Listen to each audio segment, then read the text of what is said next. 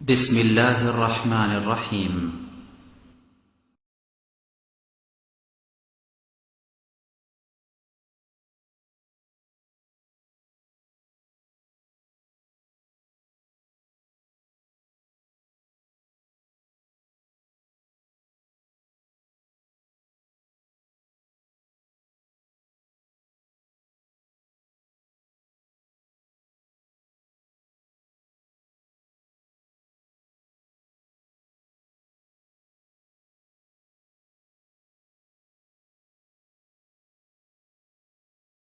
আসসালামু আলাইকুম রহমতুল্লাহি ওয়া বারাকাতুহ।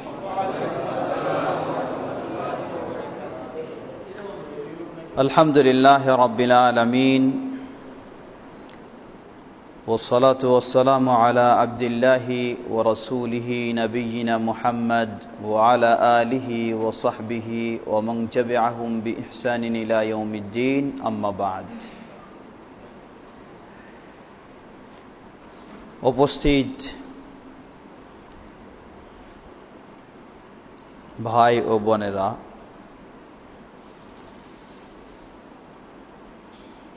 আপনারা অবগত হয়েছেন আমরা আজ থেকে শুরু করতে যাচ্ছি একটি দার্স, যে দার্সটি হচ্ছে পৃথিবীর সকল মুসলিম সমাজ এক বাক্যে স্বীকৃতি দিয়েছে, আসাহুল কুতুবি বা'দা কিতাবিল্লাহি তাআলা আস-সহিহু লিল ইমাম আল বুখারী। আল্লাহ সুবহানাহু ওয়া তাআলার কিতাব আল কোরআনুল কারীমের পরেই সর্ববিশুদ্ধ কিতাব তা হচ্ছে সহিহুল বুখারী। তো আমরা সহিহুল বুখারীর পর্যায়ক্রমে ধারাবাহিক দার্স সম্ভব অনুযায়ী চালু রাখার চেষ্টা করব ইনশাআল্লাহ। যে দার্স আমাদের মাসে 2 দিন, যদি আরও বেশি হয় তাহলে আরও বেশি ভালো হয়, কিন্তু হয়তো সময় দেওয়া সম্ভব হবে না। চেষ্টা করব যদি সম্ভব হয় পর্যায়ক্রমে সপ্তাহে 1 দিন করে, পর্যায়ক্রমে পরে সেটা আপাতত আমরা চালু করতে যাচ্ছি ইনশাআল্লাহ। মাসে 2 দিন অর্থাৎ 15 দিন পর পর, সেই হিসাবে প্রতি মাসের প্রথম সপ্তাহে মঙ্গলবার, প্রথম মঙ্গলবার এবং তৃতীয় মঙ্গলবার বাদ আসর। এখানকার আসর হলো 4টায়, সেই হিসাবে আসরের পরে আমাদের এই দার্স চালু থাকবে ইনশাআল্লাহ। আমরা দার্স নেব সহিহুল বুখারী থেকে। এটা একটি সুবর্ণ সুযোগ, যদি ধারাবাহিকভাবে আমাদের এই দার্স চলতে থাকে আর আপনাদের পক্ষে উপস্থিত হওয়া সম্ভব হয়, তাহলে নিয়মিত সুন্দরভাবে সহিহুল বুখারী হাদিসগুলিকে জানা ও বোঝা এবং শিক্ষা অর্জন করা আমাদের পক্ষে সম্ভব হবে ইনশাআল্লাহ। সহিহুল বুখারী এর দার্স শুরু করার আগে আমরা একটু, যিনি এই হাদিস গ্রন্থের সংকলক ইমাম আল বুখারী রাহিমাহুল্লাহ, তার সম্পর্কে একটু সামান্য জানার চেষ্টা করব।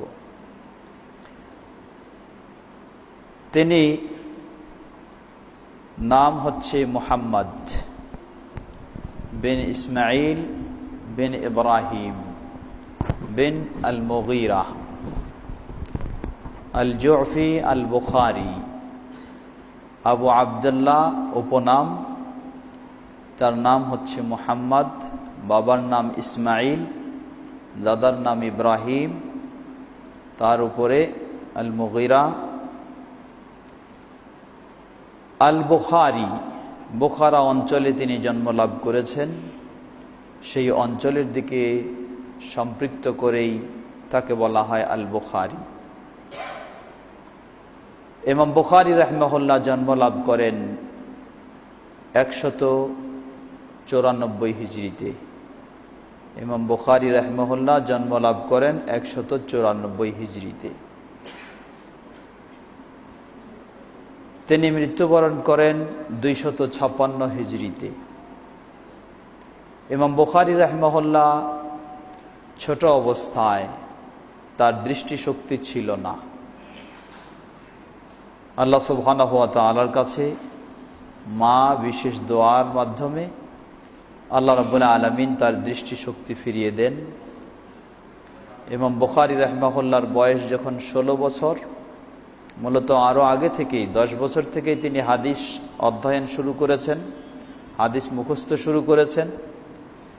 ইমাম বুখারী রাহিমাহুল্লাহর বয়স যখন 16 বছর, তখন তার মা তাকে আরও হাদিস শিক্ষার উদ্দেশ্যে মদিনায় তিনি রেখে যান। এরপর থেকে ইমাম বুখারী রাহিমাহুল্লাহ বিভিন্ন অঞ্চলের, মদিনা সহ বিভিন্ন অঞ্চলের বিভিন্ন মুহাদ্দিসদের কাছ থেকে তিনি হাদিস সংগ্রহ করেন। ইমাম বুখারী রাহিমাহুল্লাহ আল্লাহ সুবহানাহু ওয়া তাআলা তাকে ব্যতিক্রমধর্মী স্মৃতিশক্তি দিয়েছিলেন।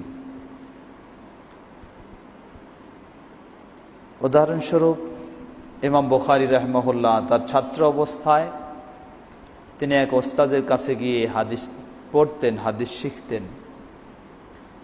তো সেখানে তিনি যে ওস্তাদের কাছে, মুহাদ্দিসের কাছে তিনি হাদিস গ্রহণ করছেন, শিক্ষা লাভ করছেন, সেই মুহাদ্দিসের কাছে ইমাম বুখারী রাহিমাহুল্লাহ সহ আরো অনেকজন হাদিস শিক্ষা গ্রহণ করছে। কিন্তু সকলেই ওস্তাদের কাছ থেকে হাদিস শুনছেন এবং তাদের কাছে একটি নোটবুক রয়েছে, সেই নোটবুকে তারা নোট করছেন হাদিসগুলি। আর ইমাম বুখারী রাহিমাহুল্লাহ তিনি গিয়ে শুধু একজন শ্রোতার মতো বসে আছেন, হাতে কোনো নোটবুকও নেই, কোনো কিছু নেই, শুধু শুনছেন।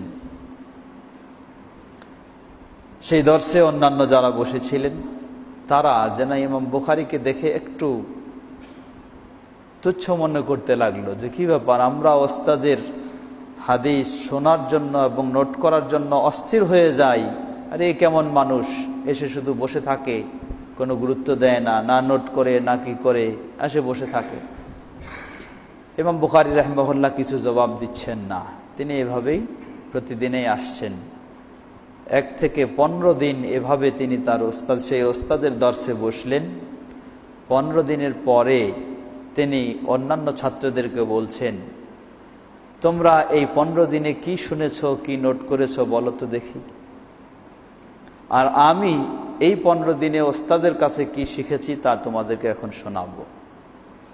ইমাম বুখারী রাহিমাহুল্লাহ তখন তিনি ছাত্র, তিনি 1 থেকে 15 দিন সেই ওস্তাদ শুরু থেকে শেষ পর্যন্ত কোন সময় কোন কথা কিভাবে বলেছেন হুবহু সব তিনি 15 দিনের একাধারে তিনি সবাইকে শোনালেন। তিনি সকলে এখন ওনার কাছে আশ্চর্য, শুধু আশ্চর্য নয়, বরং তারা ইমাম বুখারীর দর্শে বসে ওস্তাদের যে নোট করছিলেন, এখন ইমাম বুখারীর কাছে শুনে তাদের নোটকে কারেকশন করতে শুরু করলো। তারা নোটকে কারেকশন করতে শুরু করলো, যে আমরা লিখতে গিয়েও অনেক ভুল করেছি, তিনি সেগুলিকে তার স্মৃতিতে রেকর্ড করতে গিয়েও যেগুলি কোনো ভুল করেননি। আল্লাহ সুবহানাহু ওয়া তাআলা এই ধরনের তাকে স্মৃতিশক্তি দিয়েছিলেন। আরও একটি বিশেষ উল্লেখযোগ্য ঘটনা, যেটি সুপ্রসিদ্ধ, বিভিন্ন হাদিস গ্রন্থগুলিতেও, বিশেষ করে উসুল হাদিসের গ্রন্থগুলিতেও নিয়ে এসেছেন অনেক ইমামগণ। ইমাম বুখারী রাহিমাহুল্লাহ যখন বাগদাদে গেলেন, সে বাগদাদে গিয়ে তিনি একজন প্রসিদ্ধ মুহাদ্দিস হিসাবে বাগদাদে তার নাম পরিচিতি সর্বত্র ছড়তে লাগলো, ছড়িয়ে যাচ্ছে যে তিনি একজন বড় মুহাদ্দিস, তিনি বাইরে থেকে এসেছেন বাগদাদে। কিন্তু লোকাল কিছু মুহাদ্দিস ছিলেন, আলেম ছিলেন, তারা এটাকে মেনে নিতে পারছিলেন না। তারা বলছিলেন, আমরাই আমাদের এলাকায় বড় মানুষ, বড় আলেম, আর তিনি বাইরে থেকে এসে আমাদের চেয়ে এখানে বড় আলেম বলে পরিচিত হবেন, এটা হইতে পারে না। মেনে নিতে পারছিলেন না, যেটা আমাদের সমাজেও রয়েছে। বিশেষ করে বিভিন্ন তরিকাপন্থী বা মাযহাবপন্থী আলেম ওলামাদের মাঝে এই বিষয়টি আরো বেশি রয়েছে। কখনো কাউকে সঠিক ঈমান ইলমের অধিকারী বলে সহজে স্বীকার করতে চাই না, বিভিন্ন রকমের উক্তি যুক্তি পাল্টা জবাব দিয়ে তাকে অযোগ্য বলে প্রমাণ করতে চায়। এটা সব যুগেই সব সমাজেই ছিল। তো ইমাম বুখারী রাহিমাহুল্লাহর সময়ও বাগদাদ তো সেই সময় হলো ইলমের সাগর, ইলম চর্চার হলো অন্যতম কেন্দ্র।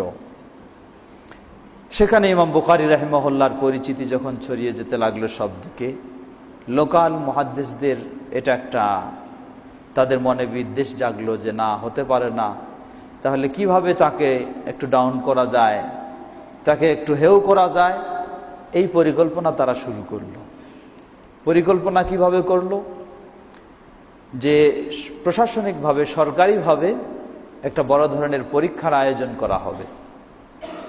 ইমাম বুখারী তার পরীক্ষা নেওয়া হবে যে আসলেই সত্যিই কি প্রকৃতপক্ষে তিনি যোগ্য মুহাদ্দিস কি না। পরীক্ষা নিয়ে যদি তিনি পরীক্ষায় পাশ করতে পারেন তাহলে বোঝা যাবে হ্যাঁ, আর যদি পাশ করতে না পারেন তাহলে তো তিনি যোগ্য বলে প্রমাণিত হবেন না। মানে ইমাম বুখারীর মানহানি করার জন্য তাদের এটা একটা পরিকল্পনা। পরীক্ষার দিন ধার্য করা হলো। পরীক্ষার দিন ধার্য করে সব ইমাম বুখারীরও সমর্থক রয়েছেন, তারাও উপস্থিত, আর অপর পক্ষ তারাও প্রচুর পরিমাণে উপস্থিত। পরীক্ষা কি হবে? পরীক্ষা হবে 100টি হাদিস দিয়ে। 100 হাদিস, 10 জন ব্যক্তি এই 100টি হাদিস 10টি করে এক একজন হাদিস শোনাবে। সে হাদিসগুলি কিভাবে শোনাবে? হাদিসের দুটি অংশ, একটি অংশকে বলা হয় সনদ, আরেকটি অংশকে বলা হয় মতন। সনদ বলা হয় যে রাসূল সাল্লাল্লাহু আলাইহি ওয়াসাল্লাম থেকে সাহাবী, সাহাবী থেকে তাবেঈ, তাবেঈ থেকে তাবেঈ, এইভাবে চলে এসেছে, এটাকে বলা হয় সনদ। যে ধারাবাহিকতা বর্ণনাকারীদের, এটাকে বলা হয় সনদ। আর মতন বলা হয় হাদিসের মূল ভাষ্য যেটুকু, মূল অংশ যেটুকু, সেটুকুকে বলা হয় মতন। তো এই 10 জন তারা এক একজন 10টি করে হাদিস আসে শোনাবে, আর সেগুলি রাইট কি না ইমাম বুখারী জবাব দিবেন।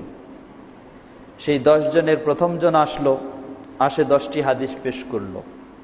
হাদিসগুলির এক হাদিসের সনদ আরেক হাদিসের মতনের সাথে, আরেক হাদিসের মতন আরেক হাদিসের সনদের সাথে এইভাবে জড়িয়ে দিয়ে সেখানে পেশ করলো। 10টা হাদিস পড়ে শেষ করলো, শোনালো। ইমাম বুখারী রাহিমাহুল্লাহ কিছু জবাব দিলেন না, চুপ করে আছেন। যারা ইমাম বুখারীকে চিনে তারা বুঝতে পারছে যে ইমাম বুখারীর কাছে এগুলি কিছুই নয়, কিন্তু অপর পক্ষ তারা যেন আনন্দ পাচ্ছে যে এইবার ইমাম বুখারী বেকায়দায় পড়বে, তিনি জবাব দিতে পারবেন না, তারা আনন্দ পাচ্ছে।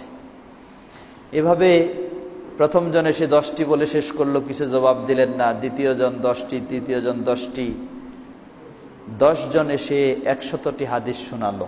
ইমাম বুখারী রাহিমাহুল্লাহ কিছুই জবাব দিলেন না। 100টি যখন শোনানো শেষ হলো, এরপরে ইমাম বুখারী রাহিমাহুল্লাহ জবাব দিতে শুরু করলেন।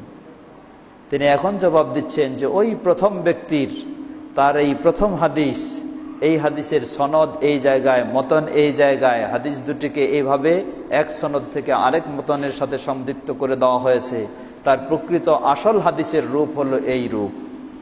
এভাবে প্রথম ব্যক্তির 1 থেকে 10টি হাদিস শোনালেন, দ্বিতীয় ব্যক্তির 10টি, তৃতীয় 10টি, চতুর্থ 10টি, একাধারে ইমাম বুখারী রাহিমাহুল্লাহ এই 10টি হাদিস বিকৃত করে তারা কিভাবে উপস্থাপন করেছিল এটাও শোনালেন, এবং তার আসল রূপ কি হতে পারে সেটাও ইমাম বুখারী রাহিমাহুল্লাহ একাধারে 100টি হাদিস তাদের সামনে শোনালেন।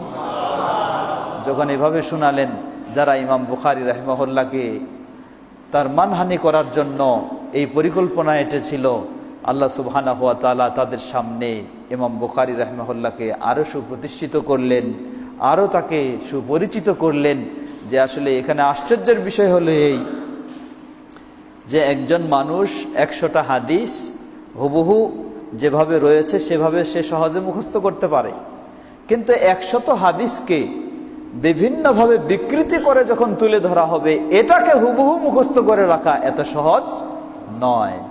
কিন্তু তিনি 10 জন একবার করে শুধু পাঠ করেছে, সেই বিকৃত অবস্থাটাকেও তিনি হুবহু মুখস্থ করে সেটাকেও তিনি শোনালেন, আর তার আসল অবস্থা কি সেটাও তিনি শোনালেন। ইমাম বুখারী রাহিমাহুল্লাহ, আল্লাহ সুবহানাহু ওয়া তাআলা তাকে এই ধরনের মেধা শক্তি দিয়েছিলেন। আসলে আল্লাহ রাব্বুল আলামিন এই ধরনের বিজ্ঞ ও যোগ্য ব্যক্তিদের মাধ্যমেই সুন্নাহকে হেফাজত করেছেন আল্লাহ সুবহানাহু ওয়া তাআলা। এই ধরনের ইমাম বুখারী রাহিমাহুল্লাহ, ইমাম মুসলিম এবং আরও প্রসিদ্ধ ইমাম যারা মুহাদ্দিস যারা, তাদের মাধ্যমেই প্রকৃতপক্ষে আল্লাহ সুবহানাহু ওয়া তাআলা ইলমুল হাদিসকে সংরক্ষণ করেছেন। ইমাম বুখারী রাহিমাহুল্লাহ তিনি তার অসংখ্য হাদিস থেকে দীর্ঘ 16 বছর সাধনা করে এই সহিহুল বুখারী তিনি সংকলন করেন। সহিহুল বুখারী এর প্রকৃত মূল নাম হচ্ছে আল জামি' আস সহিহ আল মুখতাসার আল মুসনাদ আল মুখতাসার মিন উমুরি রাসূলিল্লাহি সাল্লাল্লাহু আলাইহি ওয়াসাল্লাম ওয়া সুনানিহি ওয়া আইয়ামিহি। আল জামি' আস সহিহ আল মুসনাদ আল মুখতাসার মিন উমুরি রাসূলিল্লাহি সাল্লাল্লাহু আলাইহি ওয়াসাল্লাম ওয়া সুনানিহি ওয়া আইয়ামিহি, এটা হচ্ছে তার মূল নাম, আসল নাম। আর আমাদের কাছে শুধু সহিহ বুখারী বলে পরিচিত। সহিহ বুখারী মানে সহিহ এই গ্রন্থটা, আর বুখারী হলেন ইমাম বুখারী, সংক্ষিপ্তভাবে আমরা বলে থাকি। সহিহুল বুখারীতে ইমাম বুখারী রাহিমাহুল্লাহ দীর্ঘ 16 বছর সাধনা করে চূড়ান্তভাবে যাচাই বাছাই করে হাদিসগুলি সংকলন করেন। বরং ইমাম বুখারী রাহিমাহুল্লাহ এমনও বলছেন যে আমি প্রতিটি হাদিস সহিহ বুখারীতে স্থান দেওয়ার পূর্বেই আমার জ্ঞান যোগ্যতা অনুযায়ী সেটাকে চূড়ান্তভাবে বাছাই করেছি। এরপরে 2 রাকাত, প্রতিটি হাদিসের জন্য 2 রাকাত করে সালাতুল ইস্তিখারা আমি আদায় করেছি। করার পরে যখন আমি নিশ্চিত হয়েছি যে হাদিসটি নির্ভুল, তারপরে আমি সহিহুল বুখারীতে সেই হাদিসটিকে সংকলন করেছি। তো ইমাম বুখারী রাহিমাহুল্লাহ সহিহ মুসলিম এবং সহিহ বুখারী দুটোই সহিহ, কিন্তু কিছু পার্থক্য হলো বিশেষ। যেমন ইমাম মুসলিম রাহিমাহুল্লাহ তিনি হাদিসটিকেও সহিহ করার জন্য, নিশ্চিত হওয়ার জন্য অনেক চেষ্টা করেছেন।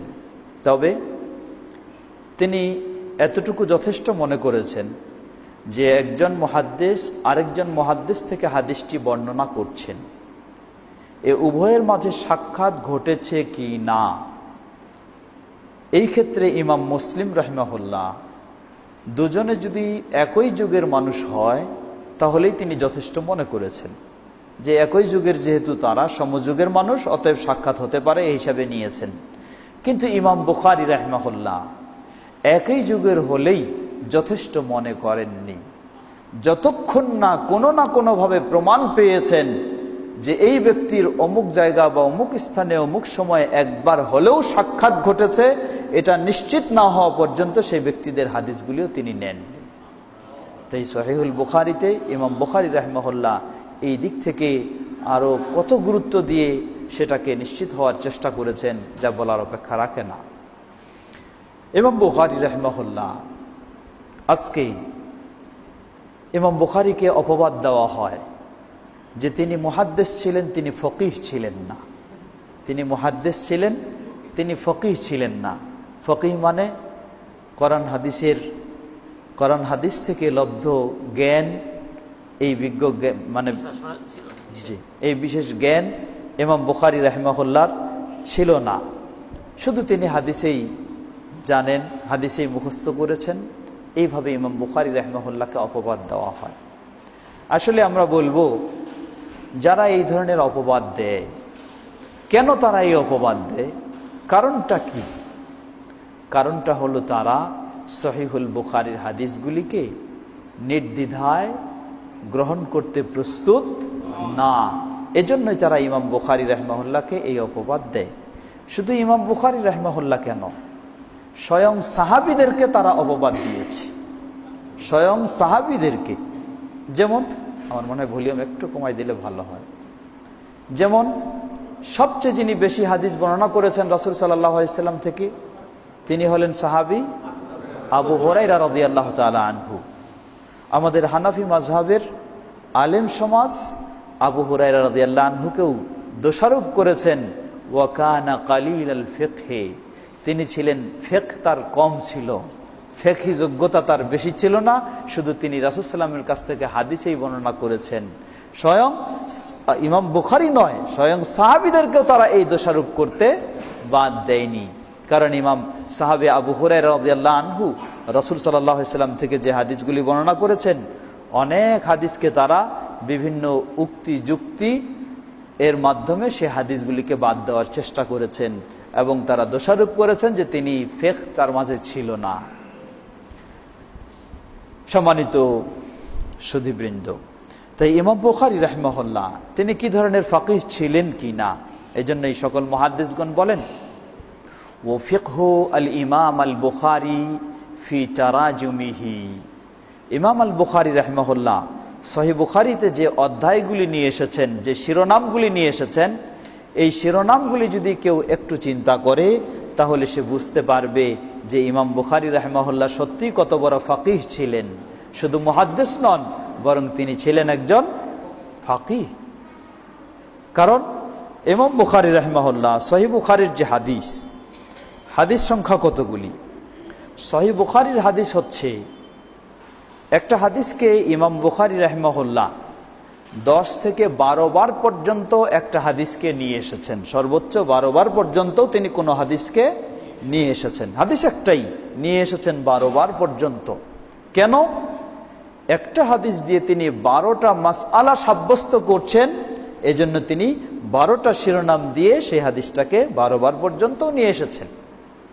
তাহলে একটা হাদিস, যেই হাদিসটাকে ইমাম বুখারী রাহিমাহুল্লাহ 12টা অধ্যায় নিয়ে আসলেন, 12টা বিষয় এই হাদিস দিয়ে তিনি প্রমাণ করতেছেন, তাহলে কত বড় ফাকিহ ছিলেন তিনি এটা বলার অপেক্ষা রাখে না। কত বড় ফাকিহ ছিলেন এটা বলার অপেক্ষা রাখে না। সহিহুল বুখারীর হাদিস, যেটাকে বলা হয় তাকরার, অর্থাৎ একটা হাদিস বারংবার এসে থাকে, সেই দৃষ্টিকোণ থেকে সহিহ বুখারীর হাদিস 7500 কয়েকটি হাদিস বা 200 কয়েকটি, বিভিন্ন জনের গণনা অনুযায়ী কম বেশি রয়েছে। কিন্তু প্রকৃতপক্ষে সহিহ বুখারীর হাদিস সংখ্যা হলো, যেটি ইমাম ইবনে হাজার আসকালানী রাহিমাহুল্লাহ বলছেন, যেগুলি মারফু হাদিস, এগুলি 2600 বেশ কয়েকটি হাদিস মাত্র, 2600 বেশ কিছু হাদিস। কিন্তু ইমাম বুখারী রাহিমাহুল্লাহ প্রায় 4000 অধ্যায় তিনি রচনা করেছেন। সহিহ বুখারীতে 4000 শিরোনাম তিনি ব্যবহার করেছেন, বাব নিয়ে এসেছেন, অধ্যায় নিয়ে এসেছেন 4000। তাহলে 2600 হাদিস তিনি 4000 অধ্যায় নিয়ে আসলেন। এর মানে কি? তাহলে বোঝা যায় যে তিনি হাদিসের চেয়ে ফিকহি বিষয়টাকে কম নিয়ে আসেননি। অধ্যায় মানেই হলো সেটা কি ফিকহি চিন্তায় বিভিন্ন মাসআলা সাব্যস্ত করার জন্য তিনি নিয়ে এসেছেন। তাহলে 4000 অধ্যায় নিয়ে আসলেন, অথচ হাদিসের সংখ্যা তার চেয়ে কম। তাহলে বোঝা যাচ্ছে যে ইমাম বুখারী রাহিমাহুল্লাহ তিনি শুধু মুহাদ্দিস হিসেবেই মুহাদ্দিসের মতোই সহিহুল বুখারী সংকলন করেননি, বরং তিনি ফিকহি বিষয়গুলিকে স্মরণ রেখে মাসআলা সাব্যস্ত করেও তিনি সহিহুল বুখারীকে সংকলন করেছেন।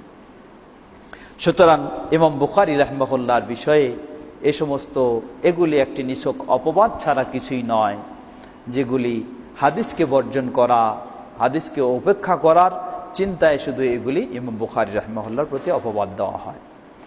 আবার কিছু অপবাদ দেওয়া হয়, যারা আমরা সহিহুল বুখারীকে প্রাধান্য দিতে চাই, তারা নাকি ইমাম বুখারী রাহিমাহুল্লাহর মুকাল্লিদ, ইমাম বুখারী রাহিমাহুল্লাহর নাকি অন্ধ অনুসারী। এটা হলো আরেকটা তাদের, যারা সহিহ বুখারীকে গুরুত্ব দিতে যায় তাদের প্রতি আবার তাদের আরেকটা অপবাদ।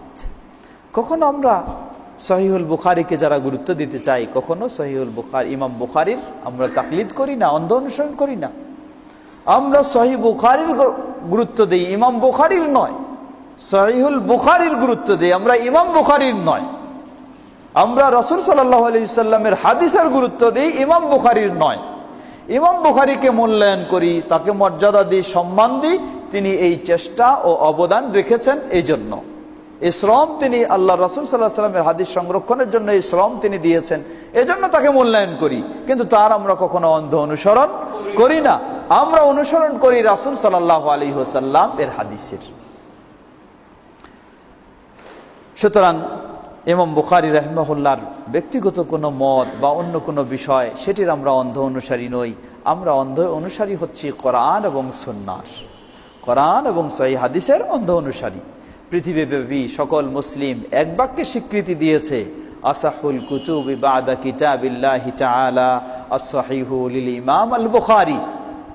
আসমানের নিচে, জমিনের উপরে, পৃথিবীর বুকে আল্লাহ সুবহানাহু ওয়া তাআলার কিতাব আল কোরআনুল কারীমের পরেই সবচেয়ে বিশুদ্ধ গ্রন্থ হচ্ছে সহিহ আল বুখারী। এই দৃষ্টিকোণ থেকে আমরা সেই সহিহুল বুখারীর হাদিসগুলিকে মূল্যায়ন করি, সেগুলিকে আমরা সকল হাদিসের উপরে প্রাধান্য দেই। এটি হলো একজন আমানতদার মুসলিমের কাজ। আর যে আমানতদার মুসলিম নয়, সে তো এটা ভিন্ন রকমের কথা বলতেই পারে, ভিন্ন বক্তব্য তার থাকতেই পারে।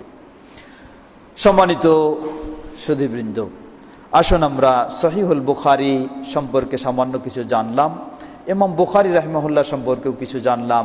এখন আমরা সহিহুল বুখারী এর হাদিসগুলি ধারাবাহিক আমরা একটু জেনে নেওয়ার চেষ্টা করি। ইমাম বুখারী রাহিমাহুল্লাহ সর্বপ্রথম সহিহুল বুখারীতে যে পর্বটি তিনি নিয়ে এসেছেন সেটি হচ্ছে কিতাবু বাদইল ওয়াহি। কিতাবু বাদইল ওয়াহি তিনি পর্ব নিয়ে এসেছেন যে ওয়াহি এর সূচনা, ওয়াহি এর সূচনা, এই শিরোনাম দিয়েই তিনি এই পর্বটি নিয়ে এসেছেন। এরপরে তিনি অধ্যায় নিয়ে এসেছেন বাব কাইফা কানা বাদউল ওয়াহি ইলা রাসূলিল্লাহি সাল্লাল্লাহু আলাইহি ওয়াসাল্লাম, কিভাবে রাসূল সাল্লাল্লাহু আলাইহি ওয়াসাল্লাম এর কাছে ওয়াহি এর সূচনা হয়েছে, রাসূল সাল্লাল্লাহু আলাইহি ওয়াসাল্লামের কাছে কিভাবে ওয়াহি শুরু হয়েছে। সাথে তিনি আরেকটি আয়াত নিয়ে এসেছেন, সূরা নিসা 162 নম্বর আয়াত। আল্লাহ রাব্বুল আলামিন বলেন, ইন্না আওহাইনা ইলাইকা কামা আওহাইনা ইলা নূহ কামা আওহাইনা ইলা নূহি ওয়ান নাবিয়্যিনা মিন বা'দিহি। আল্লাহ সুবহানাহু ওয়া তাআলা বলেন, ইন্না আওহাইনা ইলাইকা, হে মুহাম্মদ আমি তোমার কাছে ওহী করেছি, কামা আওহাইনা ইলা নূহ ওয়ান নাবিয়্যিনা মিন বা'দিহি, যেমন আমি ওহী করেছিলাম পৃথিবীর বুকে সর্বপ্রথম রাসূল কে, তিনি নূহ আলাইহিস সালাতু ওয়াস সালাম, অতঃপর পরবর্তী যারা নবী তাদের কাছে যেমন ওহী করেছি সে ধরনের তোমার কাছেও আমি ওহী প্রেরণ করেছি। ইমাম বুখারী রাহিমাহুল্লাহ সর্বপ্রথম তিনি ওহী এর সূচনা এই পর্বটি তিনি কেন নিয়ে আসলেন, অথচ ইসলামে সবচেয়ে গুরুত্বপূর্ণ ইবাদত হলো কোনটি? সালাত। ইসলামে সবচেয়ে গুরুত্বপূর্ণ বিষয় হলো ঈমান। সেগুলিকে আগে না নিয়ে এসে ইমাম বুখারী রাহিমাহুল্লাহ কেন আগে ওহী এর আলোচনা নিয়ে আসলেন? ইমাম বুখারী রাহিমাহুল্লাহ সহিহুল বুখারীতে শুরুতে তিনি ওহী নিয়ে আসলেন এই জন্যই, আসলেই রাসূল সাল্লাল্লাহু আলাইহি ওয়াসাল্লাম এর রিসালাত, নবুয়াত প্রমাণিত হয়েছে কি দিয়ে? শুরু হয়েছে কি দিয়ে? ওহী দিয়ে। এটা কোনো খেয়ালি কথা দিয়ে নয়, মানুষের মন গড়া কোনো চিন্তা, মস্তিষ্ক প্রসূত কোনো বিষয় দিয়ে ইসলামের কোনো বিষয় সাব্যস্ত হতে পারে না। ইসলামের সব বিষয়গুলি সাব্যস্ত হবে একমাত্র আল্লাহ সুবহানাহু ওয়া তাআলার পক্ষ থেকে যে ওহী এসেছে সেই ওহী এর মাধ্যমে। মুহাম্মদ সাল্লাল্লাহু আলাইহি ওয়াসাল্লামের নবুয়ত, রিসালাত সাব্যস্ত হয়েছে সেই ওহী এর মাধ্যমে। ইসলামের সব কিছুই হলো ওহী নির্ভরশীল, ওহী নির্ভরশীল। এজন্য ইমাম বুখারী রাহিমাহুল্লাহ যেহেতু ইসলাম হচ্ছে ওহী নির্ভরশীল, ঈমান হচ্ছে ওহী নির্ভরশীল, ইসলামের সকল কার্যক্রম ওহী নির্ভরশীল, তাই ইমাম বুখারী রাহিমাহুল্লাহ সর্বপ্রথম ওহী এর প্রসঙ্গ তিনি নিয়ে আসলেন। কারণ ওহী দিয়েই হলো ইসলাম শুরু, ওহী দিয়েই ঈমান শুরু, ওহীর মাধ্যমেই ইবাদত এসেছে, ওহীর মাধ্যমেই ইসলামের যত কিছু কার্যক্রম সব কিছু আমরা পেয়েছি। এজন্য ইমাম বুখারী রাহিমাহুল্লাহ সর্বপ্রথম তিনি ওহী এর প্রসঙ্গ তিনি নিয়ে আসলেন। ওহী এর প্রসঙ্গ নিয়ে এসেই ইমাম বুখারী রাহিমাহুল্লাহ একটি সুন্দর হাদিস নিয়ে আসলেন, যেই হাদিসটির মূলত আবার ওহী এর সাথে সম্পর্ক নেই। একটি হাদিস নিয়ে আসলেন যেই হাদিসটির আবার শিরোনামের সাথে সম্পর্ক নেই। সেই হাদিসটি হলো সুপ্রসিদ্ধ হাদিস। আমরা এখানে হয়তো সনদ নিয়ে তেমন আলোচনা করব না, কারণ সনদ নিয়ে আলোচনা করলে অনেকেরই বুঝে আসবে না, হয়তো কেউ বিরক্তি বোধ করবেন, তাই সনদ নিয়ে দীর্ঘ আলোচনার কোনো প্রয়োজন নেই, যেহেতু সহিহুল বুখারীর সনদগুলি কি সহিহ, সনদগুলি সহিহ, অতএব এখানে সহিহ নিয়ে আর কোনো আমাদের আলোচনার প্রয়োজন নেই। আমরা মূল হাদিসগুলি বোঝার জন্য শিক্ষণীয় কি রয়েছে সেগুলি নিয়ে আলোচনা করব। ইমাম বুখারী রাহিমাহুল্লাহ ওয়াহি এর পর্ব শুরু করলেন, ওয়াহি এর অধ্যায় শুরু করলেন, কিন্তু হাদিস নিয়ে আসলেন প্রথম হাদিসটি অন্য প্রসঙ্গের। যে হাদিসটি বর্ণনা করছেন প্রসিদ্ধ সাহাবী আমিরুল মুমিনিন ওমর ইবনুল খাত্তাব রাদিয়াল্লাহু তাআলা আনহু আলাল মিম্বার, তিনি মেম্বারে দাঁড়িয়েই তিনি এই হাদিস শোনালেন। তিনি বলছেন, সামি'তু রাসূলুল্লাহি সাল্লাল্লাহু আলাইহি ওয়াসাল্লাম ইয়াকুলু ইন্নামাল আ'মালু বিন্নিয়াত ওয়া ইন্নামা লিকুল্লি ইমরিইম মা নাওয়া ফামান কানাত হিজরাতুহু ইলা দুনিয়া ইউসিবুহা আও ইলা ইমরাআতিন ইয়ানকিহুহা ফাহিজরাতুহু ইলা মা হাজারা ইলাইহি। এই হাদিসটি সহিহুল বুখারীতে ইমাম বুখারী রাহিমাহুল্লাহ বেশ কয়েকবার নিয়ে এসেছেন, মোট 6 বার নিয়ে এসেছেন এই হাদিসটি সহিহুল বুখারীতে। সেই নিকাহ, কিতাবুন নিকাহ, নিকাহ বিবাহ সংক্রান্ত পর্বে সেখানে হাদিসটি পূর্ণরূপে নিয়ে এসেছেন। এখানে কিছু অংশ বাকি রয়েছে হাদিসটির। তো ইমাম বুখারী রাহিমাহুল্লাহ এই হাদিস নিয়ে আসলেন, যে হাদিসটি রাসূল সাল্লাল্লাহু আলাইহি সাল্লাম থেকে একজন সাহাবী মাত্র বর্ণনা করছেন, আর তিনি হলেন ওমর ইবনুল খাত্তাব রাদিয়াল্লাহু তাআলা আনহু। এই হাদিসটিকে এই জন্য বলা হয়, হাদিসটি হলো গরীব হাদিস। হাদিসটি হচ্ছে গরীব। গরীব কাকে বলে? যার টাকা পয়সা নাই সেই হলো গরীব মানুষ, তাই না? যার টাকা পয়সা সম্বল কম সেই গরীব, ঠিক আছে?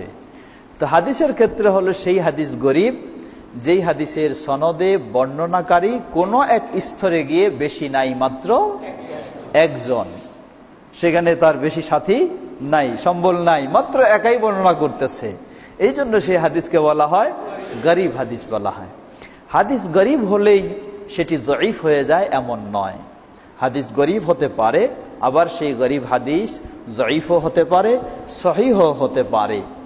যেমন এই হাদিসটি হচ্ছে গরীব কিন্তু হাদিসটি সহিহ, হাদিসটি গরীব কিন্তু হাদিসটি সহিহ।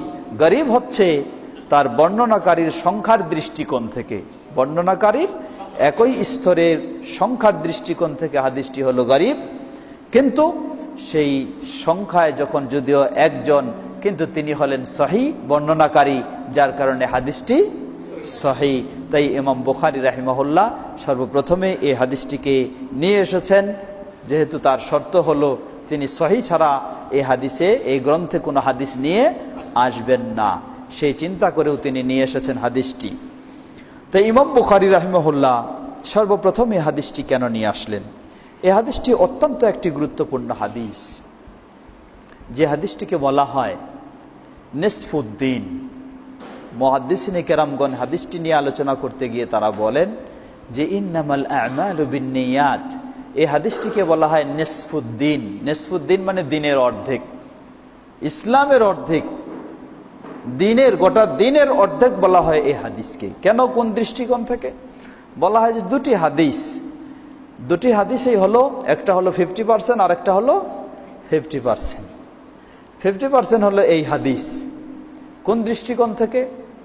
মানুষের যত কর্মগুলি রয়েছে, যতগুলি ইবাদত রয়েছে, তার দুটি সাইড রয়েছে, একটি হলো বাহ্যিক সাইড আর একটি হলো আভ্যন্তরীণ সাইড, ভিতরের সাইড। এই হাদিসটি ভিতরের সাইডটাকে কভার করছে, এই হাদিসটি ভিতরের সাইডটাকে কভার করছে, ভিতরের সাইডের বিষয় নিয়ে আলোচনা করছে। আর যেটি বাহ্যিক সাইড সেটিকে বলা হয় 50%, সেটাও নিসফুদ্দিন বলা হয়। সেটি হচ্ছে মান আমিলা আমালান লাইসা আলাইহি আমরুনা ফাহুয়া রাদ। রাসূল সাল্লাল্লাহু আলাইহি ওয়াসাল্লাম বলেন যে ইসলামের এমন কোন আমল করবে আর সেই আমলের আমাদের কোনো দিক নির্দেশনা থাকবে না, ফাহুয়া রাদ্দুন, সেটি ছুঁড়ে মারা হবে, কখনো আল্লাহ সুবহানাহু ওয়া তাআলার কাছে গ্রহণযোগ্য হবে না। সেই হাদিসটি হলো নিসফুদ্দিন, সেটাকেও বলা হয়। তা হলো বাহ্যিক সাইড, অর্থাৎ প্রতিটি আমলের, প্রতিটি ইবাদতের দুটি সাইড রয়েছে। একটি হলো আভ্যন্তরীণ, আভ্যন্তরীণ বিষয়টি হচ্ছে নিয়তের বিষয়, আভ্যন্তরীণ বিষয়টি হচ্ছে নিয়তের বিষয়। আর বাহ্যিক দৃষ্টিটা হচ্ছে রাসূল সাল্লাল্লাহু আলাইহি ওয়াসাল্লামের অনুসরণের বিষয়, রাসূল সাল্লাল্লাহু আলাইহি ওয়াসাল্লামের অনুসরণের বিষয়। উদাহরণস্বরূপ সালাত, এই সালাত আমরা যখন আদায় করছি, এই সালাতেও দুটি দিক রয়েছে। আভ্যন্তরীণ দিক হলো এই সালাত আন্তরিকভাবে আমি কার জন্য আদায় করছি, আন্তরিকভাবে আমার চিন্তা থাকতে হবে, নিয়ত থাকতে হবে, বিশ্বাস থাকতে হবে একমাত্র আল্লাহ সুবহানাহু ওয়া তাআলার জন্য। যদি এই আন্তরিকের মাঝে একটু দুর্বলতা এসে যায়, তাহলে ইসলামের সবচেয়ে গুরুত্বপূর্ণ ইবাদত করলেও আমি শিরকের মাঝে লিপ্ত হয়ে গেছি। যেমন উদাহরণস্বরূপ মুসনাদ আহমদের সহিহ সনদে বর্ণিত রাসূল সাল্লাল্লাহু আলাইহি ওয়াসাল্লাম বলেন, আখওয়াফু মা আখাফু আলাইকুম মিন মাসিহিদ দাজ্জাল আশ-শিরকুল আসগার।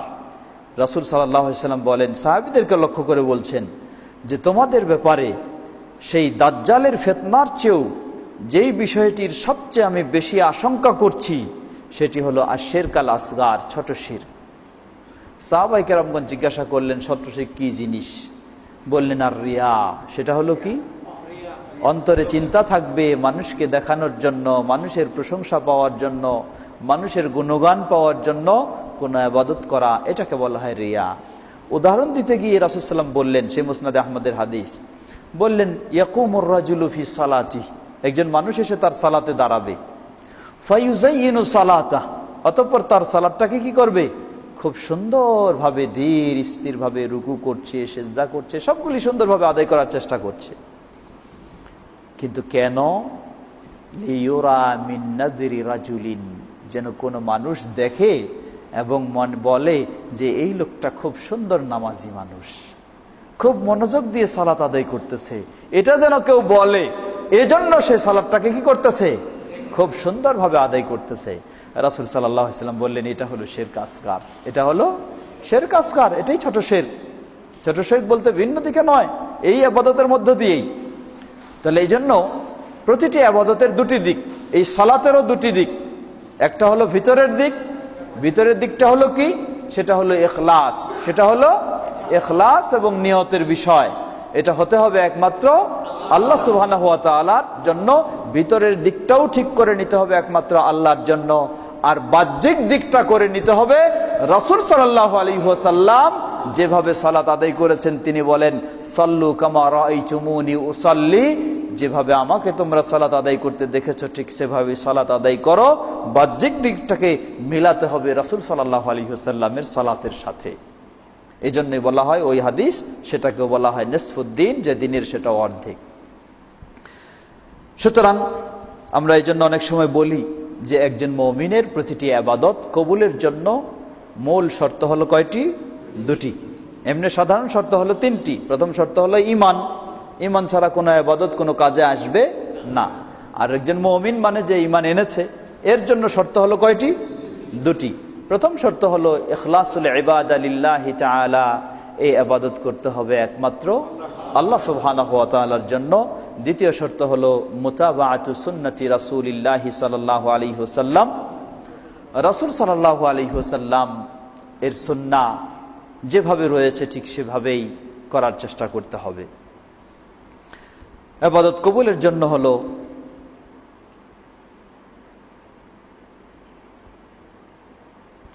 চলতে থাকবে। ইবাদত কবুলের জন্য হচ্ছে এই দুটি অন্যতম শর্ত। একটি হচ্ছে ইখলাস, অপরটি হচ্ছে রাসূল সাল্লাল্লাহু আলাইহি ওয়াসাল্লাম এর অনুসরণ। এই হাদিসটি আমাদেরকে যে শিক্ষা দিচ্ছে, ইন্নামাল আ'মালু বিন্নিয়াত, প্রতিটি আমল কিসের উপর নির্ভরশীল? নিয়তের উপর নির্ভরশীল। যদি নিয়ত থেকে থাকে যে শুধু আল্লাহ সুবহানাহু ওয়া তাআলাকে সন্তুষ্ট করার জন্যই, তাহলে সেই অনুযায়ী তার আমল গ্রহণযোগ্য হবে। আর যদি নিয়ত হয়ে থাকে মানুষের প্রশংসা পাওয়ার জন্য, মানুষের গুণগান শোনার জন্য, তাহলে সেই অনুযায়ী তার আমল গ্রহণযোগ্য হবে। ওয়া ইন্নামা লিকুল্লি ইমরিইম মা নাওয়া, আর প্রতিটি ব্যক্তির সেটাই সে পেয়ে থাকে যা সে নিয়ত করে থাকে। আমরা এখন রমজান মাসের সিয়াম পালন করছি। সিয়াম ভঙ্গকারী কতগুলি কারণ রয়েছে যে কারণে সিয়াম ভঙ্গ হয়ে যায়। তার মাঝে একটি কারণ, আপনি হয়তো কোনো কিছু খাবেন না, পান করবেন না, তবু আপনার সিয়াম ভঙ্গ হয়ে যেতে পারে। তা কিভাবে? ইন্নামাল আ'মালু বিন্নিয়াত, আপনি যদি মনে মনে নিয়ত করেন যে আমি আমার সিয়ামকে ভেঙে ফেললাম, আর রাখছি না, পূর্ণ করছি না, তাহলে আপনার সিয়াম বাতিল হয়ে যাবে। মনে মনে যদি আপনি নিয়ত করেন যে আমার সিয়ামকে কি করলাম, বাতিল করে ফেললাম, ভেঙে ফেললাম, শেষ করে ফেললাম, তাহলেও আপনার সিয়াম নষ্ট হয়ে যাবে, ভেঙে যাবে। তো ইন্নামা লিকুল্লি ইমরিইম মা নাওয়া, মানুষ যে যেটাই নিয়ত রাখবে সেই অনুযায়ী তার হয়ে থাকে।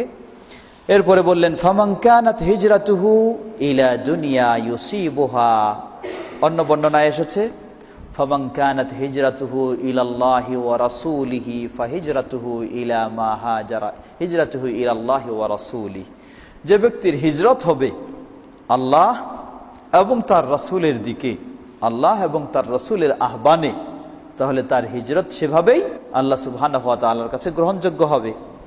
ওয়ামান কানাত হিজরাতুহু ইলা দুনিয়া ইউসিবুহা, আর যার হিজরত হবে দুনিয়ার কোনো স্বার্থ অর্জনের জন্য, স্বার্থ হাসিলের জন্য, আও ইলা ইমরাআতিন ইয়ানকিহুহা, অথবা যে হিজরত করে কোনো মেয়েকে বিয়ে করার জন্য, ফাহিজরাতুহু ইলা মা হাজারা ইলাইহি, তাহলে তার হিজরতটা ঠিক সেই নিয়তে, সেই অনুযায়ী, সেটাই তা আল্লাহ সুবহানাহু ওয়া তাআলার কাছে গ্রহণযোগ্য হবে। মানে এর প্রতিদান সে সেভাবেই পাবে, যে আল্লাহ ও তার রাসূলের নির্দেশে আনুগত্য স্বীকারের উদ্দেশ্যে হিজরত করবে, আল্লাহ সুবহানাহু ওয়া তাআলার কাছে সেটাই প্রকৃত হিজরত হিসাবে গণ্য হবে। আর যে ভিন্ন স্বার্থকে সামনে রেখে করবে, তার সেই অনুযায়ী সেটা গণ্য হবে।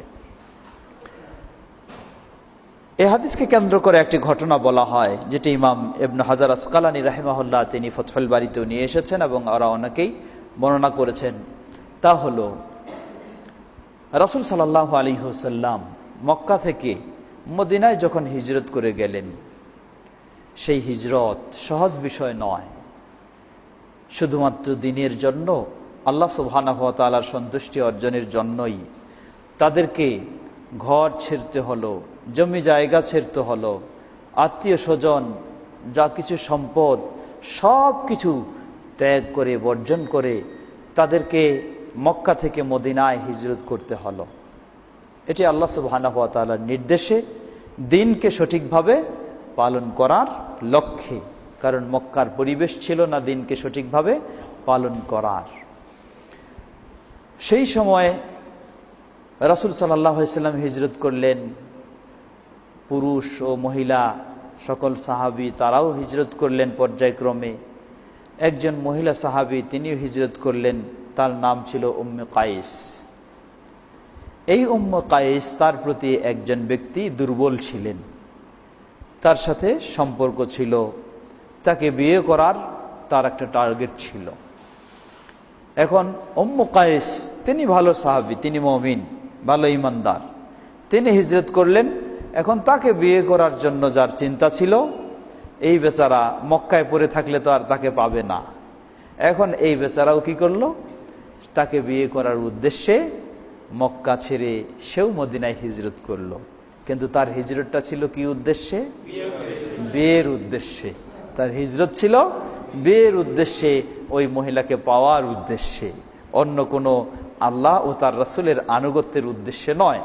তাই বলা হয় যে সেই প্রেক্ষাপটে রাসূল সাল্লাল্লাহু আলাইহি ওয়াসাল্লাম এই হাদিস বললেন যে যার হিজরত হলো মক্কা থেকে মদিনায় আল্লাহ এবং তার রাসূল সাল্লাল্লাহু আলাইহি ওয়াসাল্লামের নির্দেশেই, তাদের আনুগত্য স্বীকারের জন্যই তার হিজরত সেভাবেই আল্লাহর কাছে গণ্য হবে।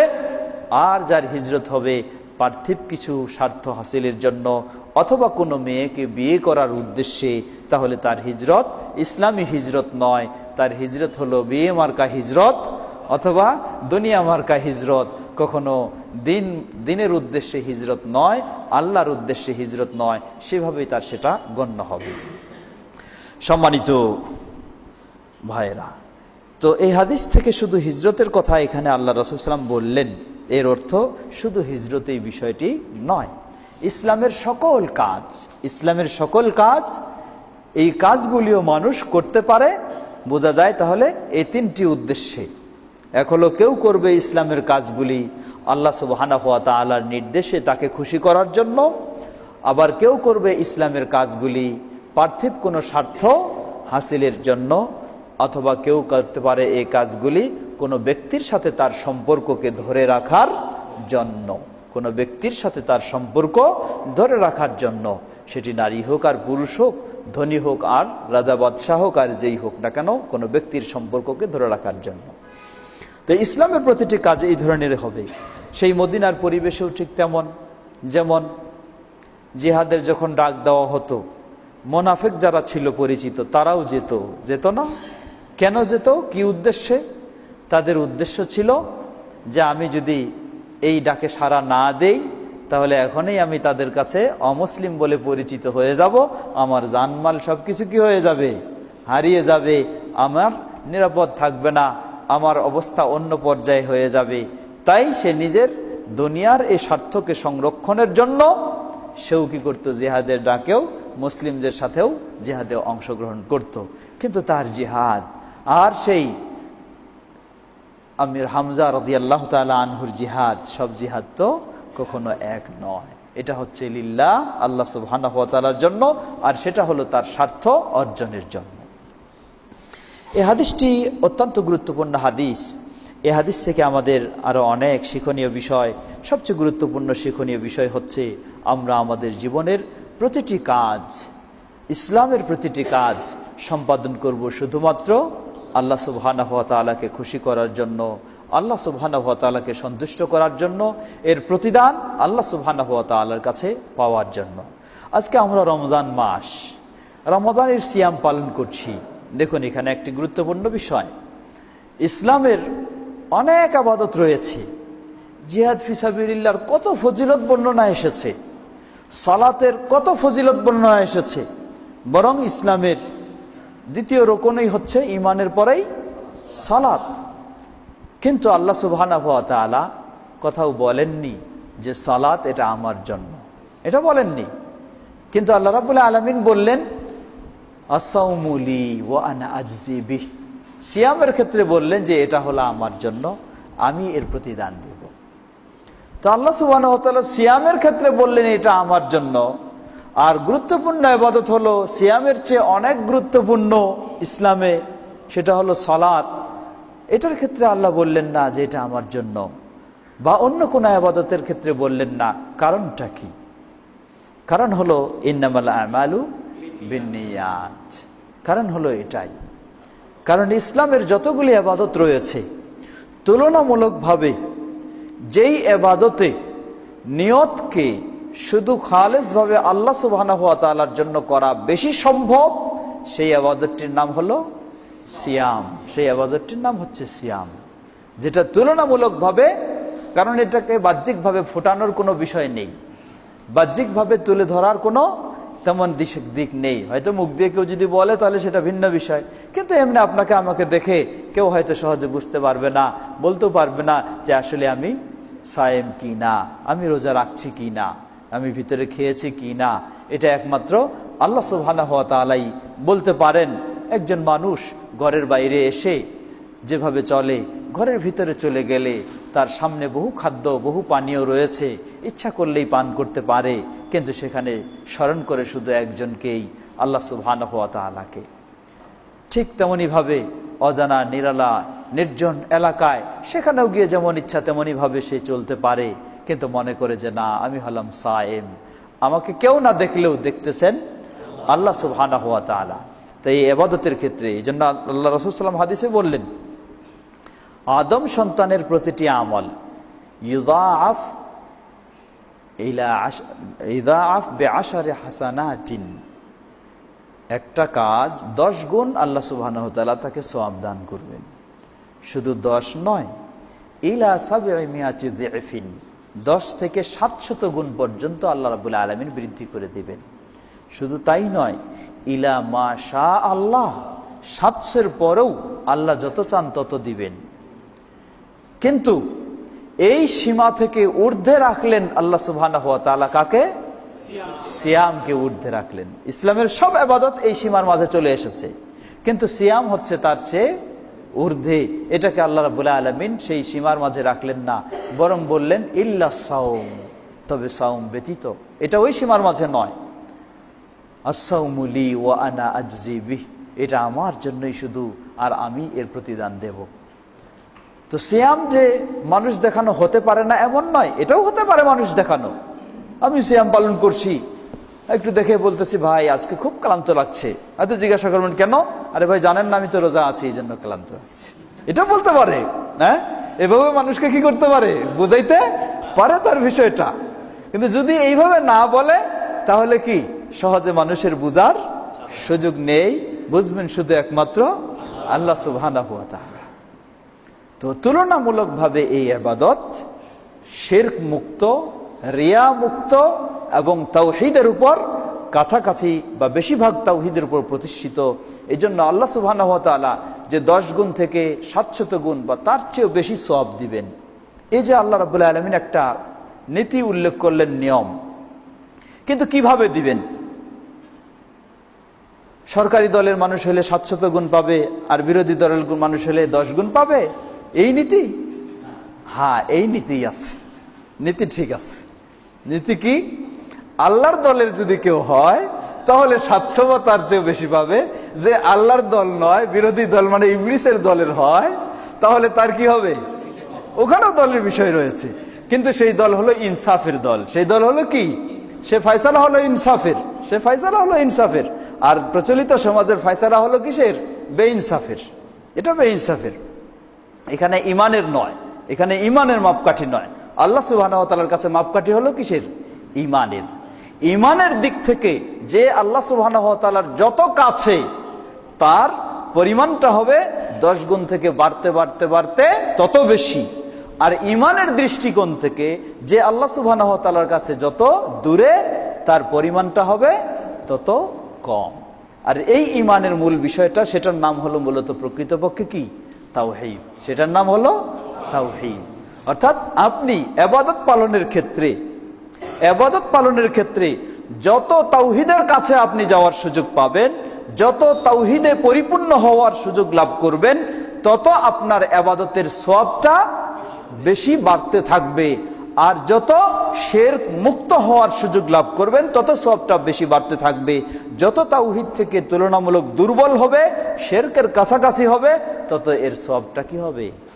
কমতে থাকবে। আল্লাহ সুবহানাহু ওয়া তাআলার কাছে মাপকাঠি হলো এ তাওহীদের মাপকাঠি, মাপকাঠি হলো এ তাওহীদের মাপকাঠি। তো এই জন্য সিয়ামের মাঝে তুলনামূলক হলো তাওহীদের দিক থেকে সেটি কাছাকাছি বেশি অন্যান্য ইবাদতের চেয়ে। এজন্যই আল্লাহ সুবহানাহু ওয়া তাআলা এই সিয়ামের ক্ষেত্রে এই বিশেষ প্রতিদানের সুসংবাদ দিয়েছেন। আমরা যেন রমাদানুল মুবারকে এই সিয়াম পালনের মধ্য দিয়ে এই তাওহীদের শিক্ষা গ্রহণ করে আমাদের জীবনের সকল ইবাদতগুলিকে সেই আলোকে পালন করতে পারি। আল্লাহ আমাদের সকলকে সে তৌফিক দান করুন। কথা হয়তো দীর্ঘ হয়ে যাচ্ছে, আর বেশি দীর্ঘ করব না, আমরা শেষ করব ইনশাআল্লাহ। এরপরে ইমাম বুখারী রাহিমাহুল্লাহ সহিহুল বুখারীতে শুরুতে এই হাদিসটি নিয়ে আসলেন। এই জন্যই তিনি নিজেকেও স্মরণ করে দিচ্ছেন যে ইমাম বুখারী রাহিমাহুল্লাহ সহিহুল বুখারী সংকলন করলেন কেন? যুগে যুগে মানুষেরা যেন তাকে বড় মুহাদ্দিস বলে জানে, এই জন্যই এই হাদিস শুরুতে নিয়ে আসার মাধ্যমে তিনি নিজেকেও স্মরণ করে দিলেন, আমার এই আমলটা যেন হয় একমাত্র আল্লাহ সুবহানাহু ওয়া তাআলার জন্য। যারা এই সহিহুল বুখারী পড়বে তারাও যেন সর্বপ্রথমে এই হাদিস দিয়ে স্মরণ করতে পারে যে আমারও এই পড়া, এই শিক্ষা, এই জানাটাও যেন হয় একমাত্র আল্লাহর জন্য। যারা সহিহুল বুখারীর দর্শ শুনবে তারাও যেন শুরুতে কি করতে পারে? এই হাদিসের মাধ্যমে স্মরণ করে নিতে পারে যে আমার সহিহুল বুখারী শিখা বা যা কিছু শিখা সেটাও যেন হয় একমাত্র আল্লাহ সুবহানাহু ওয়া তাআলার জন্য। ইমাম বুখারী রাহিমাহুল্লাহ সহিহুল বুখারীর শুরুতে এজন্যই এই হাদিসটি নিয়ে এসেছেন। আমরা যেন সেই হাদিসের আলোকে, সেই হাদিসের মাধ্যমে আমাদের নিয়তকে সুন্দর করে নিতে পারি, বিশুদ্ধ করে নিতে পারি। আল্লাহ সুবহানাহু ওয়া তাআলা আমাদেরকে সে তৌফিক দান করুন। এরপরে ইমাম বুখারী রাহিমাহুল্লাহ অধ্যায় নিয়ে এসেছেন বাবুন। অধ্যায় শুধু এই কথাটি বলেছেন, কিন্তু কোনো শিরোনাম উল্লেখ করেননি। এর মানে ওহী সংক্রান্ত বিষয়ে তিনি হাদিস নিয়ে আসছেন। হাদিস নিয়ে এসেছেন প্রথম হাদিস সহিহুল বুখারীর, এটি ওহী সংক্রান্ত প্রথম হাদিস, কিন্তু সিরিয়ালগতভাবে দ্বিতীয় 2 নম্বর হাদিস। হাদিসটি বর্ণনা করছেন উম্মুল মুমিনিন আয়েশা রাদিয়াল্লাহু তাআলা আনহা। উম্মুল মুমিনিন আয়েশা রাদিয়াল্লাহু তাআলা আনহা রাসূল সাল্লাল্লাহু আলাইহি ওয়াসাল্লাম এর একাধিকজন সহধর্মিণী ছিলেন। তাদের মাঝে সবচেয়ে যিনি বেশি প্রিয় ছিলেন তিনি হচ্ছেন উম্মুল মুমিনিন আয়েশা রাদিয়াল্লাহু তাআলা আনহা। আর সবচেয়ে রাসূল সাল্লাল্লাহু আলাইহি ওয়াসাল্লামের জীবনে যিনি বেশি অবদান রেখেছেন তিনি হলেন খাদিজা রাদিয়াল্লাহু তাআলা আনহা। এই জন্য আয়েশা রাদিয়াল্লাহু আনহা অনেক সময় রেগে যেতেন, বিরক্ত বোধ করতেন। কেন? যে রাসূল সাল্লাল্লাহু আলাইহি ওয়াসাল্লাম যে কোনো বিষয়ে যখন তখনই খাদিজা রাদিয়াল্লাহু আনহাকে স্মরণ করতেন, তার অবদানের কথা স্মরণ করতেন। কোনো কিছু একটা হয়তো ছাগল জবাই করলেও কিছু গোস্ত খাদিজা রাদিয়াল্লাহু আনহার পরিচিত যারা তার আত্মীয় স্বজন তাদের কাছে গিয়ে পাঠাতেন খাদিজা রাদিয়াল্লাহু আনহার প্রতি শ্রদ্ধা প্রদর্শনে বা তার প্রতি সদাচরণের নিমিত্তে। আয়েশা রাদিয়াল্লাহু আনহা এটাতে বিরক্ত বোধ করতেন যে আমি সেই রকম, এরপরও আপনি কি করেন, তার জন্য তার কথা আপনি এখনো স্মরণ করেন। আসলে খাদিজা রাদিয়াল্লাহু তাআলা আনহা তিনি হলেন সেই প্রথম মুসলিম নারী যিনি সর্বপ্রথম মুহাম্মদ সাল্লাল্লাহু আলাইহি ওয়াসাল্লামের ডাকে, তার ঈমানে, তার দাওয়াতে যিনি সর্বপ্রথম সাড়া দিয়েছেন, যিনি সর্বপ্রথম দাওয়াত গ্রহণ করেছেন, তিনি হলেন উম্মুল মুমিনিন খাদিজা রাদিয়াল্লাহু তাআলা আনহা। এবং তিনি হলেন সেই ব্যক্তি যিনি তার জান দিয়ে, তার মাল দিয়ে, তার ক্ষমতা দিয়ে, সব কিছু দিয়ে ইসলামের জন্য সব কিছু ত্যাগ স্বীকার করেছেন এবং সব কিছু দিয়ে ইসলামকে সহযোগিতা দেওয়ার চেষ্টা করেছেন। রাসূল সাল্লাল্লাহু আলাইহি ওয়াসাল্লাম, আসবে সামনে হাদিস, তিনি সর্বপ্রথম ওহী পেলেন। ওহী পেয়ে একটা আতঙ্কের মাঝে রয়েছেন। সেই আতঙ্কের মাঝে কিভাবে একজন মেয়ে মানুষ তিনি রাসূল সাল্লাল্লাহু আলাইহি ওয়াসাল্লামকে সাহস দিচ্ছেন যে না, আপনার ভয় পাওয়ার কিছুই নেই, আপনার আতঙ্কের কিছুই নেই, আশঙ্কার কিছুই নেই, আপনি এই বৈশিষ্ট্যের অধিকারী, অতএব আল্লাহ সুবহানাহু ওয়া তাআলা আপনাকে কখনো ক্ষতিগ্রস্ত করবেন না, বিপদে ফেলবেন না। এভাবে তিনি সাহস দিয়ে তিনি করলেন। আসলে আমাদের বোনদেরও আজকে এগুলি থেকে শিক্ষা নেওয়া দরকার। আমাদের অনুসরণের ব্যক্তিকে, আমাদের অনুসরণীয় আদর্শ তো হলেন তাঁরাই। পুরুষদের জন্য হচ্ছেন রাসূল সাল্লাল্লাহু আলাইহি ওয়াসাল্লাম ও সাহাবায়ে কেরাম, আর মেয়েদের জন্য হচ্ছেন রাসূল সাল্লাল্লাহু আলাইহি ওয়াসাল্লাম এবং উম্মুল মুমিনিন যারা আছেন তারাই। তাদের কাছ থেকে শিক্ষা নেওয়া দরকার। আসলে আজকে অনেক সময় দেখা যায় যে একজন মেয়ে মানুষের মাধ্যমে, মেয়ে মানুষের কারণে, তার সহযোগিতায় তার স্বামী বা সেই পরিবারের সদস্যরা ইসলামে চলতে তাদের জন্য অনেকটা সহজ হয়, ইসলামের কাজ করতে অনেকটা সহজ হয়। আবার কখনো একজন মেয়ে মানুষের জন্যই একটা পরিবার, স্বামী, সদস্যরা সকলেই ইসলামের পথে চলা থেকে বঞ্চিত হয়ে যায়, সকলেই যেন বিরাট ধরনের সমস্যায় পড়ে যায়। গত পরশু দিনেই আমাদের এক ভাই ফোন করে বললেন একটি অত্যন্ত বড় ধরনের সমস্যায় পড়েছে তার এক বোনকে নিয়ে। হয়তো বা হতে পারে তার সেটা অসুস্থতা বা বিভিন্ন কারণে, কিন্তু একটা মেয়ের কারণেই সেই মেয়ে এখন কি কারণ হয়েছে, এই মেয়ে সে বলল যে আমার বোন সে এখন অনার্সে পড়ালেখা শুরু করেছে, কিন্তু অনার্সে যাওয়ার পরেই তার পরিবর্তন অন্যরকম হয়ে গেছে। কি অন্যরকম? যে অন্যরকম হলো এই, যখন সে ইন্টার পর্যন্ত পড়ালেখা করেছে, বাড়িতেই ছিল, তেমন বেশি অন্যান্য মেয়েদের সাথে উঠা বসা হয়নি। এখন যখন ইউনিভার্সিটিতে সে পা রেখেছে, পা রাখার সাথে সাথেই তার অন্যান্য যারা সহপাঠী রয়েছে মেয়েরা, সেই মেয়েরা তাকে এমনভাবে উদ্বুদ্ধ করেছে যে তুমি এখনো একাকী রয়েছে, তোমার কোনো সঙ্গী নাই, তোমার কোনো বয়ফ্রেন্ড নাই, এটা কেমন হতে পারে? তাই তাকে এমনভাবে কথা বলে, এমনভাবে তাকে এমন পথে নিয়ে চলেছে। এখন সেই তার ভাই সে খুব আফসোস করে বলল যে আমরা তার জন্য বাড়ির ভিতরেও শান্তি পাচ্ছি না, বাড়ির বাইরেও শান্তি পাচ্ছি না, এমন সে আমাদেরকে কঠিন পরিস্থিতিতে, মানে একজন ছেলের সাথে তার দুঃসম্পর্ক গড়ে উঠতেছে, এভাবে সে আমাদেরকে খুব কঠিন পর্যায়ে ফেলে দিয়েছে। তো যেটা বলছিলাম যে একজন মেয়ে মানুষ যদি সে দিনকে বুঝে, আল্লাহকে ভয় করে, তাহলে তার মাধ্যমে তার স্বামীরও সঠিক পথে, দিনের পথে চলা সম্ভব হবে, গোটা পরিবারেরও দিনের পথে চলা সম্ভব হবে। আর বিষয়টি আরেক দিকে লক্ষ্য করলে দেখা যায় যে কোনো মেয়ে মানুষের কারণে যদি তার স্বামী দিনের পথে চলতে পারে, তার পরিবারের সদস্যরা দিনের পথে চলতে পারে, তাহলে তাকে মনে রাখতে হবে তার জন্য বড় ধরনের সুসংবাদ। কারণ তার সহযোগিতা পেয়ে যদি তার স্বামী দিনের পথে চলে, তার পরিবারের সদস্যরা, ছেলে মেয়েরা দিনের পথে চলে, তাহলে তার সহযোগিতা পেয়ে যারা চলবে দিনের পথে, এই দিনের পথে চলার মাধ্যমে যে সওয়াব অর্জন করবে, সে যে একটা সহযোগিতা দিয়েছে, এজন্য আল্লাহ সুবহানাহু ওয়া তাআলা সেই মহিলাকে, সেই বোনকে তাদের সমপরিমাণ সওয়াব দান করবেন। এটা একটা তার বিরাট বিষয় রয়েছে।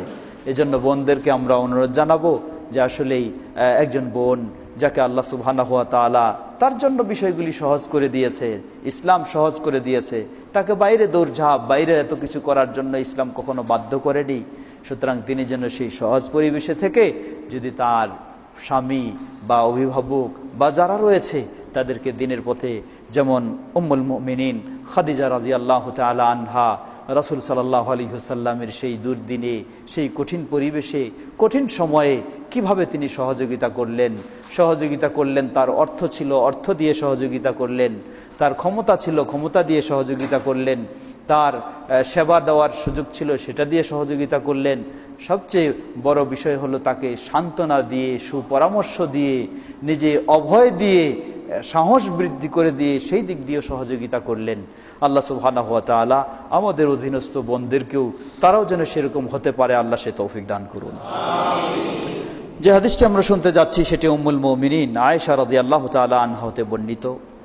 রাসূল সাল্লাল্লাহু আলাইহি ওয়াসাল্লামের স্ত্রীদের মাঝে, উম্মুল মুমিনিনদের মাঝে যিনি সবচেয়ে ইসলামের জ্ঞান চর্চায় অবদান রেখেছেন তিনি হলেন উম্মুল মুমিনিন আয়েশা রাদিয়াল্লাহু তাআলা আনহা। নারী জগতে যিনি সবচেয়ে রাসূল সাল্লাল্লাহু আলাইহি ওয়াসাল্লামের কাছ থেকে বেশি হাদিস সংগ্রহ করেছেন তিনি হলেন উম্মুল মুমিনিন আয়েশা রাদিয়াল্লাহু তাআলা আনহা। আয়েশা রাদিয়াল্লাহু তাআলা আনহা তিনি শুধু হাদিসই সংগ্রহ করেননি, বরং অনেক বিজ্ঞ পণ্ডিত সাহাবীদের চেয়েও তিনি ইসলামের বিষয়ে গভীর তিনি জ্ঞান রাখতেন। যদিও তিনি বাড়িতেই বসেছিলেন, বাড়িতেই শিক্ষা নিয়েছেন, ঘরেও শিক্ষা নিয়েছেন। তাহলে এটা থেকে এটাও একটা আমরা শিখতে পারি, বুঝতে পারি যে মেয়েদের শুধু ইউনিভার্সিটি আর কলেজ সেখানে গেলেই যে জ্ঞানের গভীরতা তাদের আসবে, বিষয়টি এমন নয়। বরং দ্বীনি জ্ঞানের গভীরতা তাদের বাড়িতে বসে থেকেও অর্জন হতে পারে। উম্মুল মুমিনিন আয়েশা রাদিয়াল্লাহু আনহার বিষয়টা আমাদেরকে এটাই প্রমাণ করে দিচ্ছে। একজন মেয়ে মানুষ তার বাড়িতে থেকেও দ্বীনের জ্ঞানের গভীরতা সে অর্জন করতে পারে, বরং বাড়ি থেকে বাইরে বের হলেই তার দ্বীনহীন হয়ে যাওয়াটাই বেশি সম্ভাবনা থাকে, দ্বীন হারিয়ে যাওয়ার সম্ভাবনাটাই বেশি থেকে থাকে। উম্মুল মুমিনিন আয়েশা রাদিয়াল্লাহু আনহা রাসূল সাল্লাল্লাহু আলাইহি ওয়াসাল্লাম থেকে প্রায় 2222 হাদিস তিনি বর্ণনা করেছেন, যার অনেক এসেছে সহিহ বুখারী, সহিহ মুসলিমেও। তিনি বলছেন যে আন্নাল হারিস ইবনে হিশাম রাদিয়াল্লাহু তাআলা আনহু সাআলা রাসূলুল্লাহ সাল্লাল্লাহু আলাইহি ওয়াসাল্লাম ফাকালা ইয়া রাসূলুল্লাহ কাইফা ইয়াতিকাল ওয়াহী। বললেন যে হে আল্লাহর রাসূল সাল্লাল্লাহু আলাইহি ওয়াসাল্লাম, হারিস বিন হিশাম তিনি জিজ্ঞাসা করলেন যে আপনার কাছে ওহী কিভাবে আসতো, ওহী আসার পদ্ধতিটা কি ছিল, কি সিস্টেমে আসতো ওহী। ফাকালা রাসূলুল্লাহ সাল্লাল্লাহু আলাইহি ওয়াসাল্লাম আহয়ানান ইয়াতিনি মিসলা সালসালাতিল জারাসি। রাসূল সাল্লাল্লাহু আলাইহি ওয়াসাল্লাম বললেন যে আমার কাছে ওহী আসতো বিভিন্ন পদ্ধতিতে। তার মাঝে একটি পদ্ধতি হলো কখনো আসতো শিকল যে ফেলে দিলে যেমন একটা ঝনঝনের আওয়াজ হয় ঘন্টার মতো, সেই ধরনের আওয়াজ হতো। মানে হঠাৎ একটা আওয়াজ বাজতেছে, বোঝা যাচ্ছে যে এটাই হলো আমার কাছে ওহী আসতেছে। তবে ওয়াহুয়া আশাদ্দুহু আলাইয়া ফায়ুফসামু আন্নি, এই সিস্টেমের ওহীটা যখন এই পদ্ধতিতে আসতো সেটা ছিল আমার জন্য খুব ভারী, খুব কষ্টদায়ক, কঠিন ছিল। এটাকে সংরক্ষণ করা বা এটাকে গ্রহণ করা আমার জন্য খুব ভারী ছিল। ওয়াকাদ ওয়াইতু আনহু মা ক্বাল, আর এভাবে ওহী এসে তারপর চলে যেতেন, আর যা এভাবে আসতো আমার কাছে আওয়াজ আসতো বা ইত্যাদি, সেটা আমি সেই সময় সাথে সাথে সংরক্ষণ করে নিতাম, মুখস্থ করে নিতাম। ওয়া আহয়ানান ইয়াতামাসসালু লি আল মালাকু রাজুলান ফায়ুকাল্লিমুনি ফাআইয়া মা ইয়াকুলু। কখনো আমার কাছে জিবরিল আলাইহিস সালাতু ওয়াস সালাম সাধারণ একজন মানুষের বেশ ধারণ করে তিনি আমার কাছে আসতেন। একজন সাধারণ মানুষ, পরিচিত বিভিন্ন মানুষের আকৃতি ধারণ করে আসতেন, আসে আমার কাছে তিনি বলতেন সেই ওহীর বিষয়গুলি, আমি সেগুলি তার কাছ থেকে গ্রহণ করতাম, শিখে নিতাম। قالت عائشة رضي الله تعالى عنها ولقد رأيته ينزل عليه الوحي في اليوم الشديد البرد ফায়াফসিমু আনহু ওয়া ইন্না জাবিনাহু লা ইয়াতাফাসসাদু আরাকা। উম্মুল মুমিনিন আয়েশা রাদিয়াল্লাহু আনহা বলছেন, আমি রাসূল সাল্লাল্লাহু আলাইহি সাল্লামের কাছে সব সময় থাকতাম, তো ওহী যখন আসতো, বিশেষ করে অনেক সময় শীতকালীন সময়, যখন শীতে ঠান্ডা অনুভব করছে, সেই সময় যখন রাসূল সাল্লাল্লাহু আলাইহি সাল্লামের কাছে ওহী আসতো, সেই ওহীর চাপে যেন তিনি সেই ঠান্ডা দূর হয়ে শরীর এত হিট হয়ে যেত, তার কপাল থেকে যেন ঝরঝর করে ঘাম ঝরতো। এভাবে রাসূল সাল্লাল্লাহু আলাইহি সাল্লামের কাছে ওহী আসার সময় তিনি কষ্ট অনুভব করতেন। বিভিন্ন বর্ণনায় এসেছে, কখনো উটের উপর চড়ে থাকলে যেন উট মনে হয় বাঁকা হয়ে যাচ্ছে ওহীর ভারে, রাসূল সাল্লাল্লাহু আলাইহি ওয়াসাল্লামের কাছে এই ধরনের ওহী আসতো। আবার কখনো উম্মুল মুমিনিন আয়েশা রাদিয়াল্লাহু আনহা বলছেন, কখনো আমার পায়ের উপরে যদি রাসূল সাল্লামের পা থাকতো বা হাত থাকতো, সেই মুহূর্তে ওহী আসলে মনে হয় কত বড় যেন ভারী জিনিস আমার উপরে রয়েছে। সেটা তো বোঝা যেত যে রাসূল সাল্লাল্লাহু আলাইহি সাল্লাম ওহীর সময় তিনি একটা বেশ কষ্ট অনুভব করতেন, একটা ভারী অনেক ধরনের বোঝা যেন তার গায়ে চাপিয়ে দেওয়া হচ্ছে, এরকম তিনি অনুভব করতেন। এই হাদিসে ইমাম বুখারী রাহিমাহুল্লাহ নিয়ে আসলেন, তিনি বোঝাতে চাইলেন ওহীর কয়েকটি পদ্ধতিতে এখানে তুলে ধরেছেন। এরপরে একটি দীর্ঘ হাদিস আসছে, সেই দীর্ঘ হাদিসে ওহী সংক্রান্ত বিষয় নিয়ে বেশ কিছু, এ অধ্যায়ে আরও বেশ কয়েকটি হাদিস রয়েছে। এ অধ্যায়ে ওহী সংক্রান্ত বিষয়ে সর্বমোট ইমাম বুখারী রাহিমাহুল্লাহ 60টি হাদিস নিয়ে এসেছেন। সামনে 5টি হাদিস রয়েছে। আমার মনে হয় এরপরে যে হাদিসটি, সেই হাদিসটি অনেক দীর্ঘ, হাদিসটি শুরু করতে গেলে অনেক দীর্ঘ সময়ের দরকার হবে। আগামী বৈঠকে আমরা বাকি 5টি হাদিস শুনে এরপরে আমরা কিতাবুল ঈমান, অত্যন্ত একটি গুরুত্বপূর্ণ পর্ব, সেটি শুরু করব ইনশাআল্লাহ। আজকে আমরা দীর্ঘ করছি না, এখন কিছু সময় দেব আমরা প্রশ্ন উত্তর পর্বের জন্য। আজকের আলোচনাকে কেন্দ্র করে অথবা সিয়ামে রমাদানকে কেন্দ্র করে কোনো কিছু প্রশ্ন থাকলে সেগুলি লিখিত আসলে সবচেয়ে বেশি ভালো হয়, আর যদি লিখিত না থেকে থাকে তাহলে মৌখিকও আমরা কিছু প্রশ্ন শুনবো, শুনে আজকে শেষ করব ইনশাআল্লাহ। জি বলেন। আসসালামু রাহমাতুল্লাহি ওয়া বারাকাতুহু। আমাদের ভাই একটু জিজ্ঞাসা করেছেন কিছু যাকাত সংক্রান্ত বিষয় জানার জন্য। আচ্ছা আচ্ছা আচ্ছা, ঠিক আছে। যারা লিখিত প্রশ্ন লিখেছেন হয়তো পাঠিয়ে দিতে পারেন এখানে, নিচে মা বোনের যারা আছেন আপনারাও ওখানে ছোট বাচ্চা দিয়ে পাঠিয়ে দিতে পারেন। আমাদের ভাই প্রশ্ন করেছেন, একটু যাকাত সংক্রান্ত বিষয়ে জানতে চেয়েছেন। আসলে যাকাত, দীর্ঘ কথা বলার সুযোগ নেই, সংক্ষিপ্তভাবে বলছি। যাকাত একটি অত্যন্ত গুরুত্বপূর্ণ ইসলামের দ্বিতীয় রোকন, কিন্তু আমাদের সমাজের মানুষেরা যাকাতকে ফেলে দিয়েছে কত নম্বরে? 5 নম্বরে। কিভাবে বলে? বলে কালিমা, নামাজ, রোজা, হজ। কয় নম্বরে ফেলে দিয়েছে? 5 নম্বরে। অথচ ইসলাম, কোরআন এবং সুন্নায় স্থান দেওয়া হয়েছে 3 নম্বরে, মানে সালাতের সাথেই যাকাতকে আল্লাহ সুবহানাহু ওয়া তাআলা কোরআনুল কারীমে অনেক আয়াতে নিয়ে এসেছেন।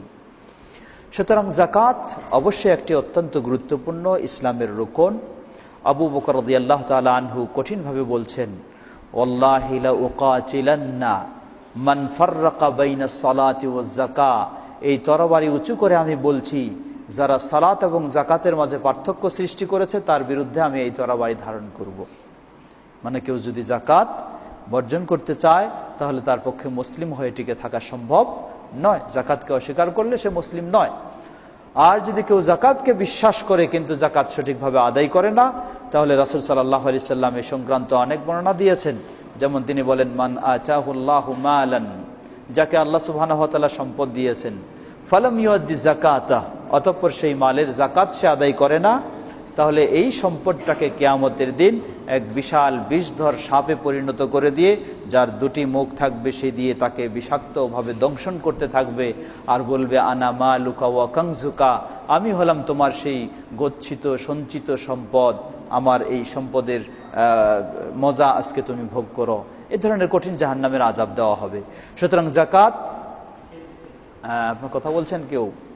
সুতরাং যাকাত একটি গুরুত্বপূর্ণ, অবশ্যই সালাতের সাথে সাথে যাকাতের গুরুত্ব ইসলামে দিয়েছে, কোরআন এবং সুন্নায় এসেছে, তাই যাকাত ফরজ। যাকাত কিভাবে আপনি দেবেন? একজন ব্যক্তির যাকাত সাধারণত বলতে পারি আমরা 5 ধরনের সম্পদের যাকাত দিতে হয়। প্রথম সম্পদ হচ্ছে স্বর্ণ এবং রৌপ্য। স্বর্ণ রৌপ্য এই ক্ষেত্রে দুটি শর্ত। স্বর্ণ রৌপ্যের জাকাত একটি হচ্ছে নেশাব পরিমাণ হতে হবে, দ্বিতীয় শর্ত হলো 1 বছর পূর্ণ হতে হবে। নেশাব পরিমাণ, স্বর্ণের নেশাব হচ্ছে 85 গ্রাম, যেটি 7.5 ভরি আমরা বলে থাকি। রৌপ্য হচ্ছে 595 গ্রাম, যেটি আমরা 52.5 ভরি বলে থাকি। এই পরিমাণ স্বর্ণের কেউ যদি মালিক হয় এবং পূর্ণ 1 বছর তার অধীনে থাকে, তাহলে তাকে জাকাত ফরজ হয়ে যাবে। শতকরা 2.5% হিসাবে তাকে এই স্বর্ণ বা রৌপ্য থেকে জাকাত দিতে হবে। স্বর্ণ রৌপ্য একটা সাধারণ সম্পদ হিসাবে যদি হয় তাহলে এটার তার জাকাত। স্বর্ণ রৌপ্য যদি অলংকার হয় তাহলে তার জাকাত কি না। মা বোনদের যেগুলি অলংকার রয়েছে স্বর্ণ বা রৌপ্যের, সেই ক্ষেত্রে জাকাত হবে কি না, এই বিষয়টি ইখতিলাফ রয়েছে।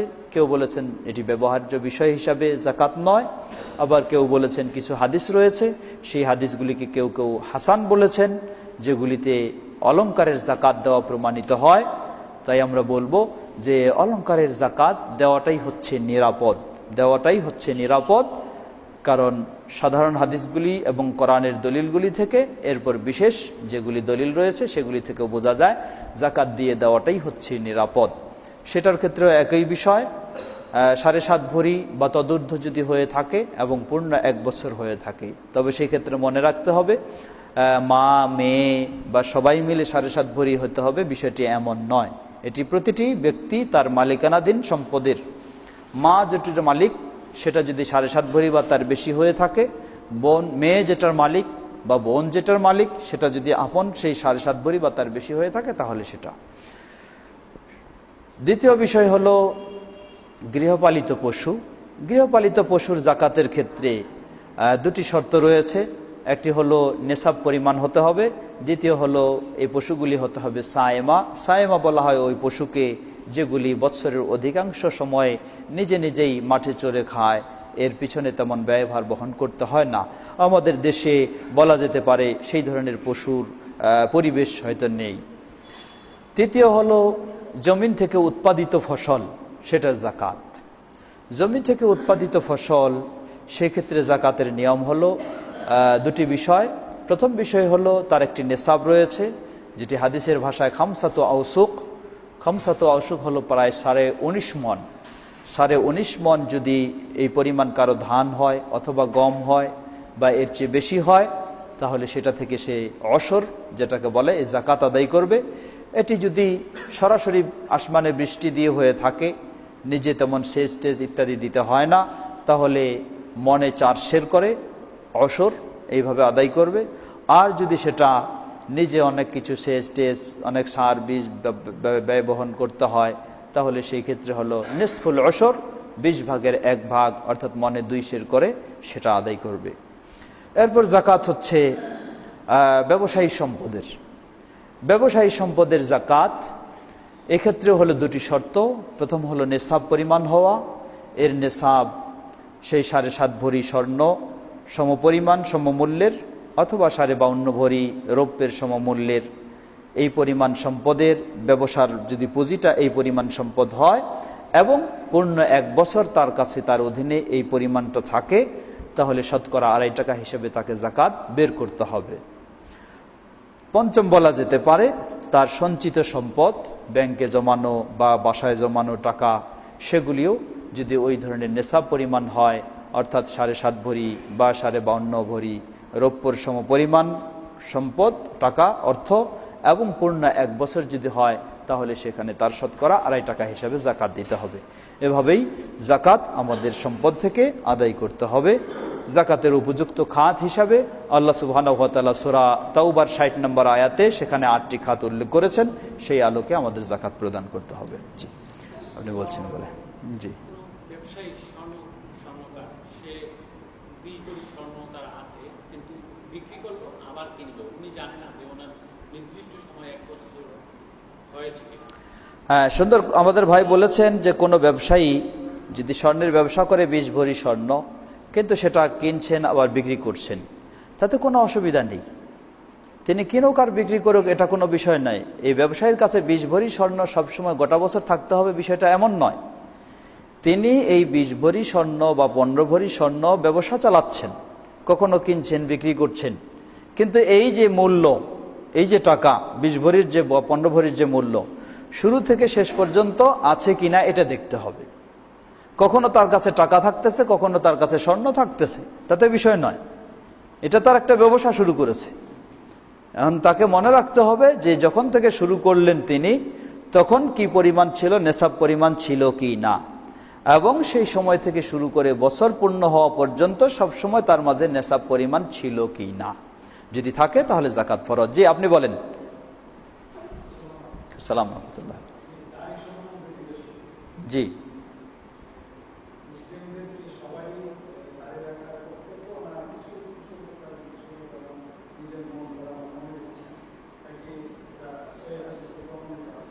বাস ঠিক আছে।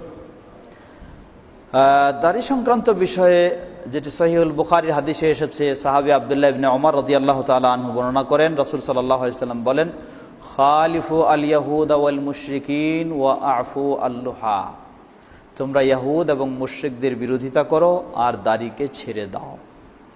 সুতরাং এই হাদিস থেকে দুটি দিক প্রমাণিত হয়। এক হলো ইহুদ এবং মুশরিকদের মতো হওয়া যাবে, তাদের বিরোধিতা করতে হবে। তারা দাড়ি রাখে না, আমাদেরকে দাড়ি রাখতে হবে। তাদের বিরোধিতা করা মুস্তাহাব নয়, তাদের বিরোধিতা করা কি ফরজ। যদি ফরজ হয়ে থাকে তাহলে এই হাদিস দিয়ে প্রমাণিত হয় দাড়ি রাখার বিষয়টি এমন নয় যে রাখলে সওয়াব পাবে, না রাখলে কোনো অসুবিধা নাই, কোশ্চিন কালেও দাড়ি রাখার বিষয়টি এমন নয়। বরং এর বিষয়টি হলো রাখলে তো সওয়াব অবশ্যই পাবে, না রাখলে তার কবিরা গুনাহ হবে, কবিরা গুনাহ হবে। যেহেতু এটি সুন্নত বলা হয়, মানুষ এই জন্য বলে যেহেতু রাসূল সাল্লাল্লাহু আলাইহি ওয়াসাল্লাম থেকে প্রমাণিত, এই দৃষ্টিকোণ থেকে সুন্নত। কিন্তু তার হুকুমের দিক থেকে অসংখ্য দলিলের আলোকে প্রমাণিত হয়, এর হুকুমের দিক থেকে সেটি ওয়াজিব, সেটি এমন নয় ইচ্ছা মতো রাখবো তা নয়। দ্বিতীয় অংশ বললেন, প্রথম বললেন যে ইহুদ এবং মুশরিকদের বিরোধিতা করো, আর ইহুদ মুশরিকদের বিরোধিতা করা নফল কাজ নয়, মুস্তাহাব কাজ নয়, এটি হলো ওয়াজিব কাজ। তৃতীয় বললেন ওয়া আফুল-লুহা, দাড়িকে ছেড়ে দাও, নির্দেশসূচক শব্দ ব্যবহার করেছেন, এটা থেকেও ওয়াজিব প্রমাণিত হয়। সুতরাং আমরা বলবো কেউ যদি বলে থাকে যে এটা শুধু রাখলে সওয়াব পাবে, না রাখলে কোনো অসুবিধা নেই, এ কথাটি সম্পূর্ণ ঠিক নয়, ভুল এটি। বরং এ বিষয়ে দলিলের আলোকে সঠিক কথা হলো একজন মুসলিম তার একটি গুরুত্বপূর্ণ পরিচয়, এটা ঈমানের পরিচয়, তাকওয়ার পরিচয়, তাকে রাখতে হবে, সাধ্য সামর্থ্য অনুযায়ী অবশ্যই রাখতে হবে, আর রাখার বিষয়টা হলো ছেড়ে দিবে। আল্লাহু তাআলা আ'লাম। আল্লাহ আমাদের সকলকে তৌফিক দান করুন।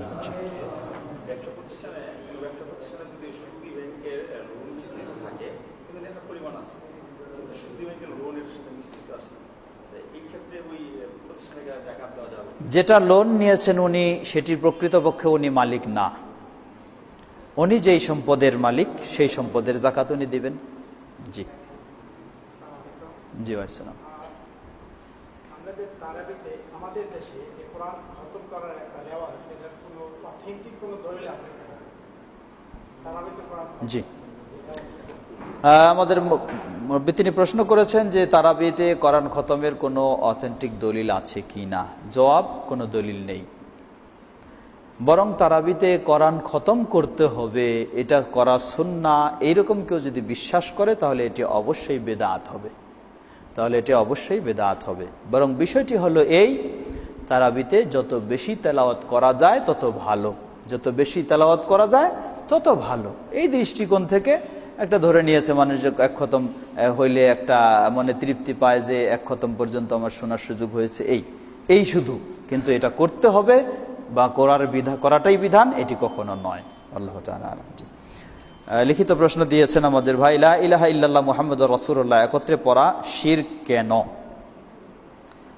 প্রশ্ন করেছেন লা ইলাহা ইল্লাল্লাহ মুহাম্মাদুর রাসূলুল্লাহ একত্রে পড়া শিরক কেন? জবাব, কে বলেছে আপনাকে শিরক?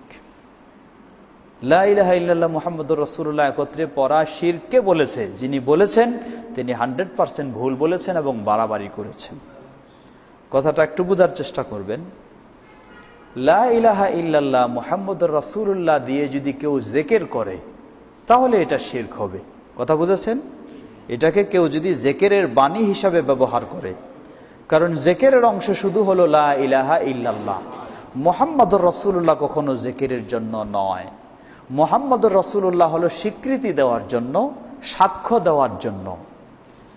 সুতরাং লা ইলাহা ইল্লাল্লাহ মুহাম্মদুর রাসূলুল্লাহ যদি কেউ বলে, কখনোই কেউ এটা শিরক বলতে পারবে না। যে বলবে সে বুঝে না, যে বলে সে বুঝে না।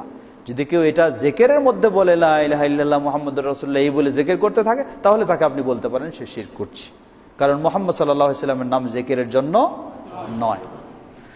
মূলত লা ইলাহা ইল্লাল্লাহ মুহাম্মদুর রাসূলুল্লাহ, এটা আশহাদু আল্লা ইলাহা ইল্লাল্লাহ ওয়া আশহাদু আন্না মুহাম্মদুর রাসূলুল্লাহ এর সংক্ষিপ্ত রূপ, এর সংক্ষিপ্ত রূপ। এজন্য ভাষাগত দিক দিয়ে ও অর্থগত দিক দিয়ে লা ইলাহা ইল্লাল্লাহ মুহাম্মদুর রাসূলুল্লাহ কোনো সমস্যা নেই। সমস্যা কোন দিক দিয়ে? হুবহু এইভাবে কোনো সহিহ বর্ণনায় পাওয়া যায় না। হুবহু এইভাবে কোনো সহিহ বর্ণনায় পাওয়া যায় না, এটা হলো সমস্যার দিক।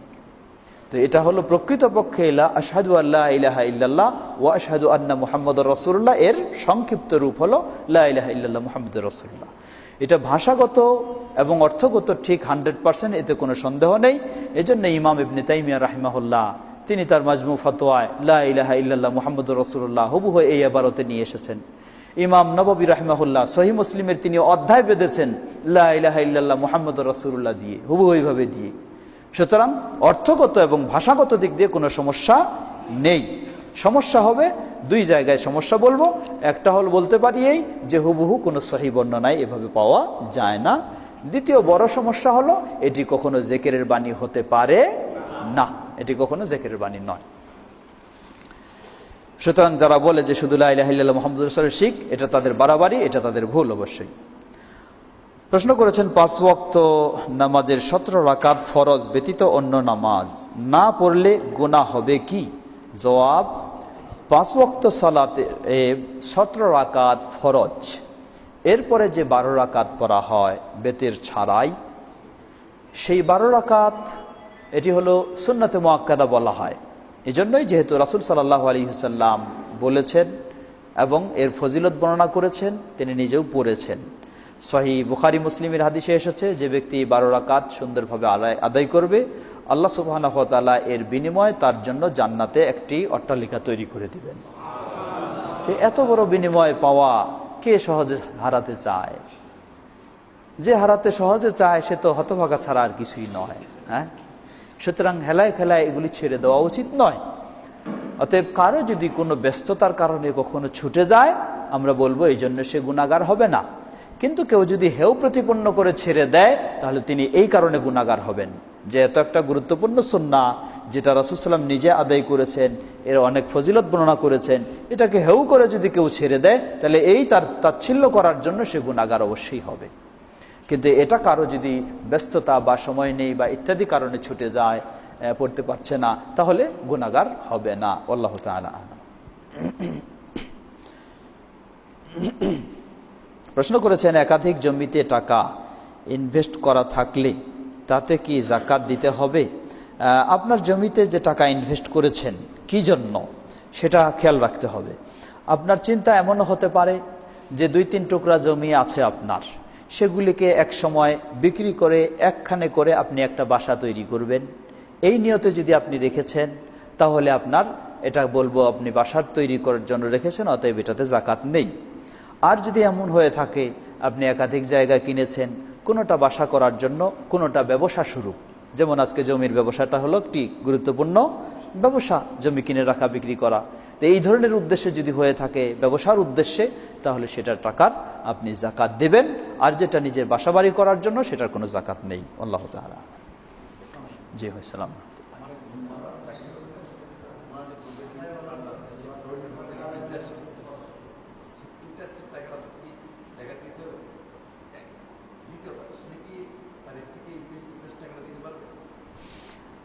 ইন্টারেস্ট বলতে কি বুঝাচ্ছেন?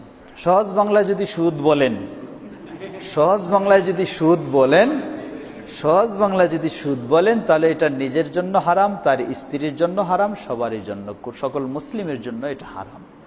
অতএব এটি গ্রহণ করা জায়েজ হবে না।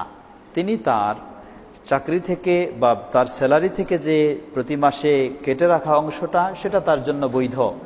অনুরূপভাবে সমপরিমাণ অংশ সরকার দেয়, সেটাও তার জন্য বৈধ। কিন্তু এরপরে বৃদ্ধি হয়ে যোগ বিয়োগ করে যেটা একটা সুদি অঙ্ক হিসাবে যেটা দেওয়া হয়েছে এটি বৈধ নয়। অতএব এটা তার জন্য হালাল নয়, তার স্ত্রীর জন্য হালাল নয়, কোনো মুসলিমের জন্য হালাল নয়। এটার কোনো জাকাতও দিতে হবে না, যেহেতু এটি হালাল সম্পদ নয়।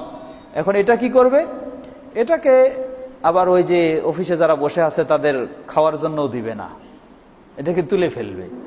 তুলে নিয়ে কোনো ভালো কাজের নিয়ত ছাড়াই, সওয়াবের নিয়ত ছাড়াই কিছু নোংরা কাজে ব্যবহার করতে পারে। তা হলো যেমন গরিব মানুষের টয়লেটের দরকার, ওইটা দিয়ে টয়লেট বানায় দিল, এই ধরনের কিছু কাজ করবে। এটা দিয়ে নিজেও খাবে না, অন্য কেউ খাওয়ার জন্য দিবে না। জি, এটাই আমরা শেষ করে ফেলি আজকে। এটাই আমাদের শেষ প্রশ্ন হবে। চাকরির প্রভিডেন্ট ফান্ডের টাকার উপর প্রাপ্ত সুদের, এটা কথা জবাব এসে গেছে। উপর প্রাপ্ত সুদের টাকা স্ত্রীকে দেওয়া, একই তো এই প্রশ্ন আপনার নাকি? আচ্ছা, একই প্রশ্ন, একই জবাব, একই এসেছে। আজকে আমরা আপনার প্রশ্নটার সবচেয়ে দীর্ঘ জবাব দিয়েছি। ফেতরা যেহেতু সময় এসে গেছে তাই আপনার প্রশ্নের জবাব দেওয়া দরকার। ফেতরা রাসূল সাল্লাল্লাহু আলাইহি ওয়াসাল্লাম ও সাহাবায়ে কেরামগণ খাদ্য দিয়ে দিতেন, তাই খাদ্য দিয়ে দেওয়াই হচ্ছে রাসূল সাল্লাল্লাহু আলাইহি ওয়াসাল্লামের প্রকৃত সুন্নাহ, সেটাই আমল করা সাধ্যপক্ষে উচিত। জি, খাদ্য দিয়ে আমরা ফেতরা দিব। তাহলে আমাদের শেষ সময় রমজান সম্পর্কে যদি একটা দুইটা প্রশ্ন থাকে বা সিয়াম সম্পর্কে, তাহলে আমরা শুনতে পারি, না হলে শেষ করব আজকে। জি,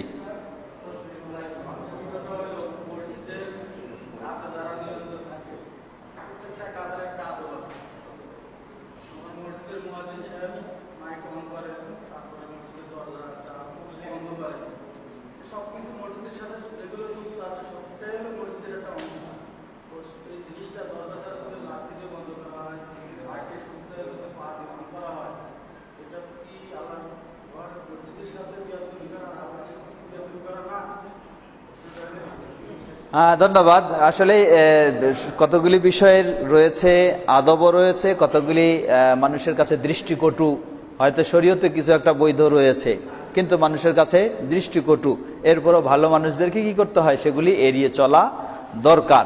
তো যদি এই ধরনের হয়, মসজিদের গেট পা দিয়ে খোলা বা মাইকের সুইচ পা দিয়ে অন করা, এটি দৃষ্টিকটু বিষয় অবশ্যই, তাই এগুলি হওয়া উচিত নয়। কারো মাঝে এই দুর্বলতা থাকলে ঠিক হয়ে যাওয়া উচিত। আল্লাহ আমাদের তৌফিক দান করুন।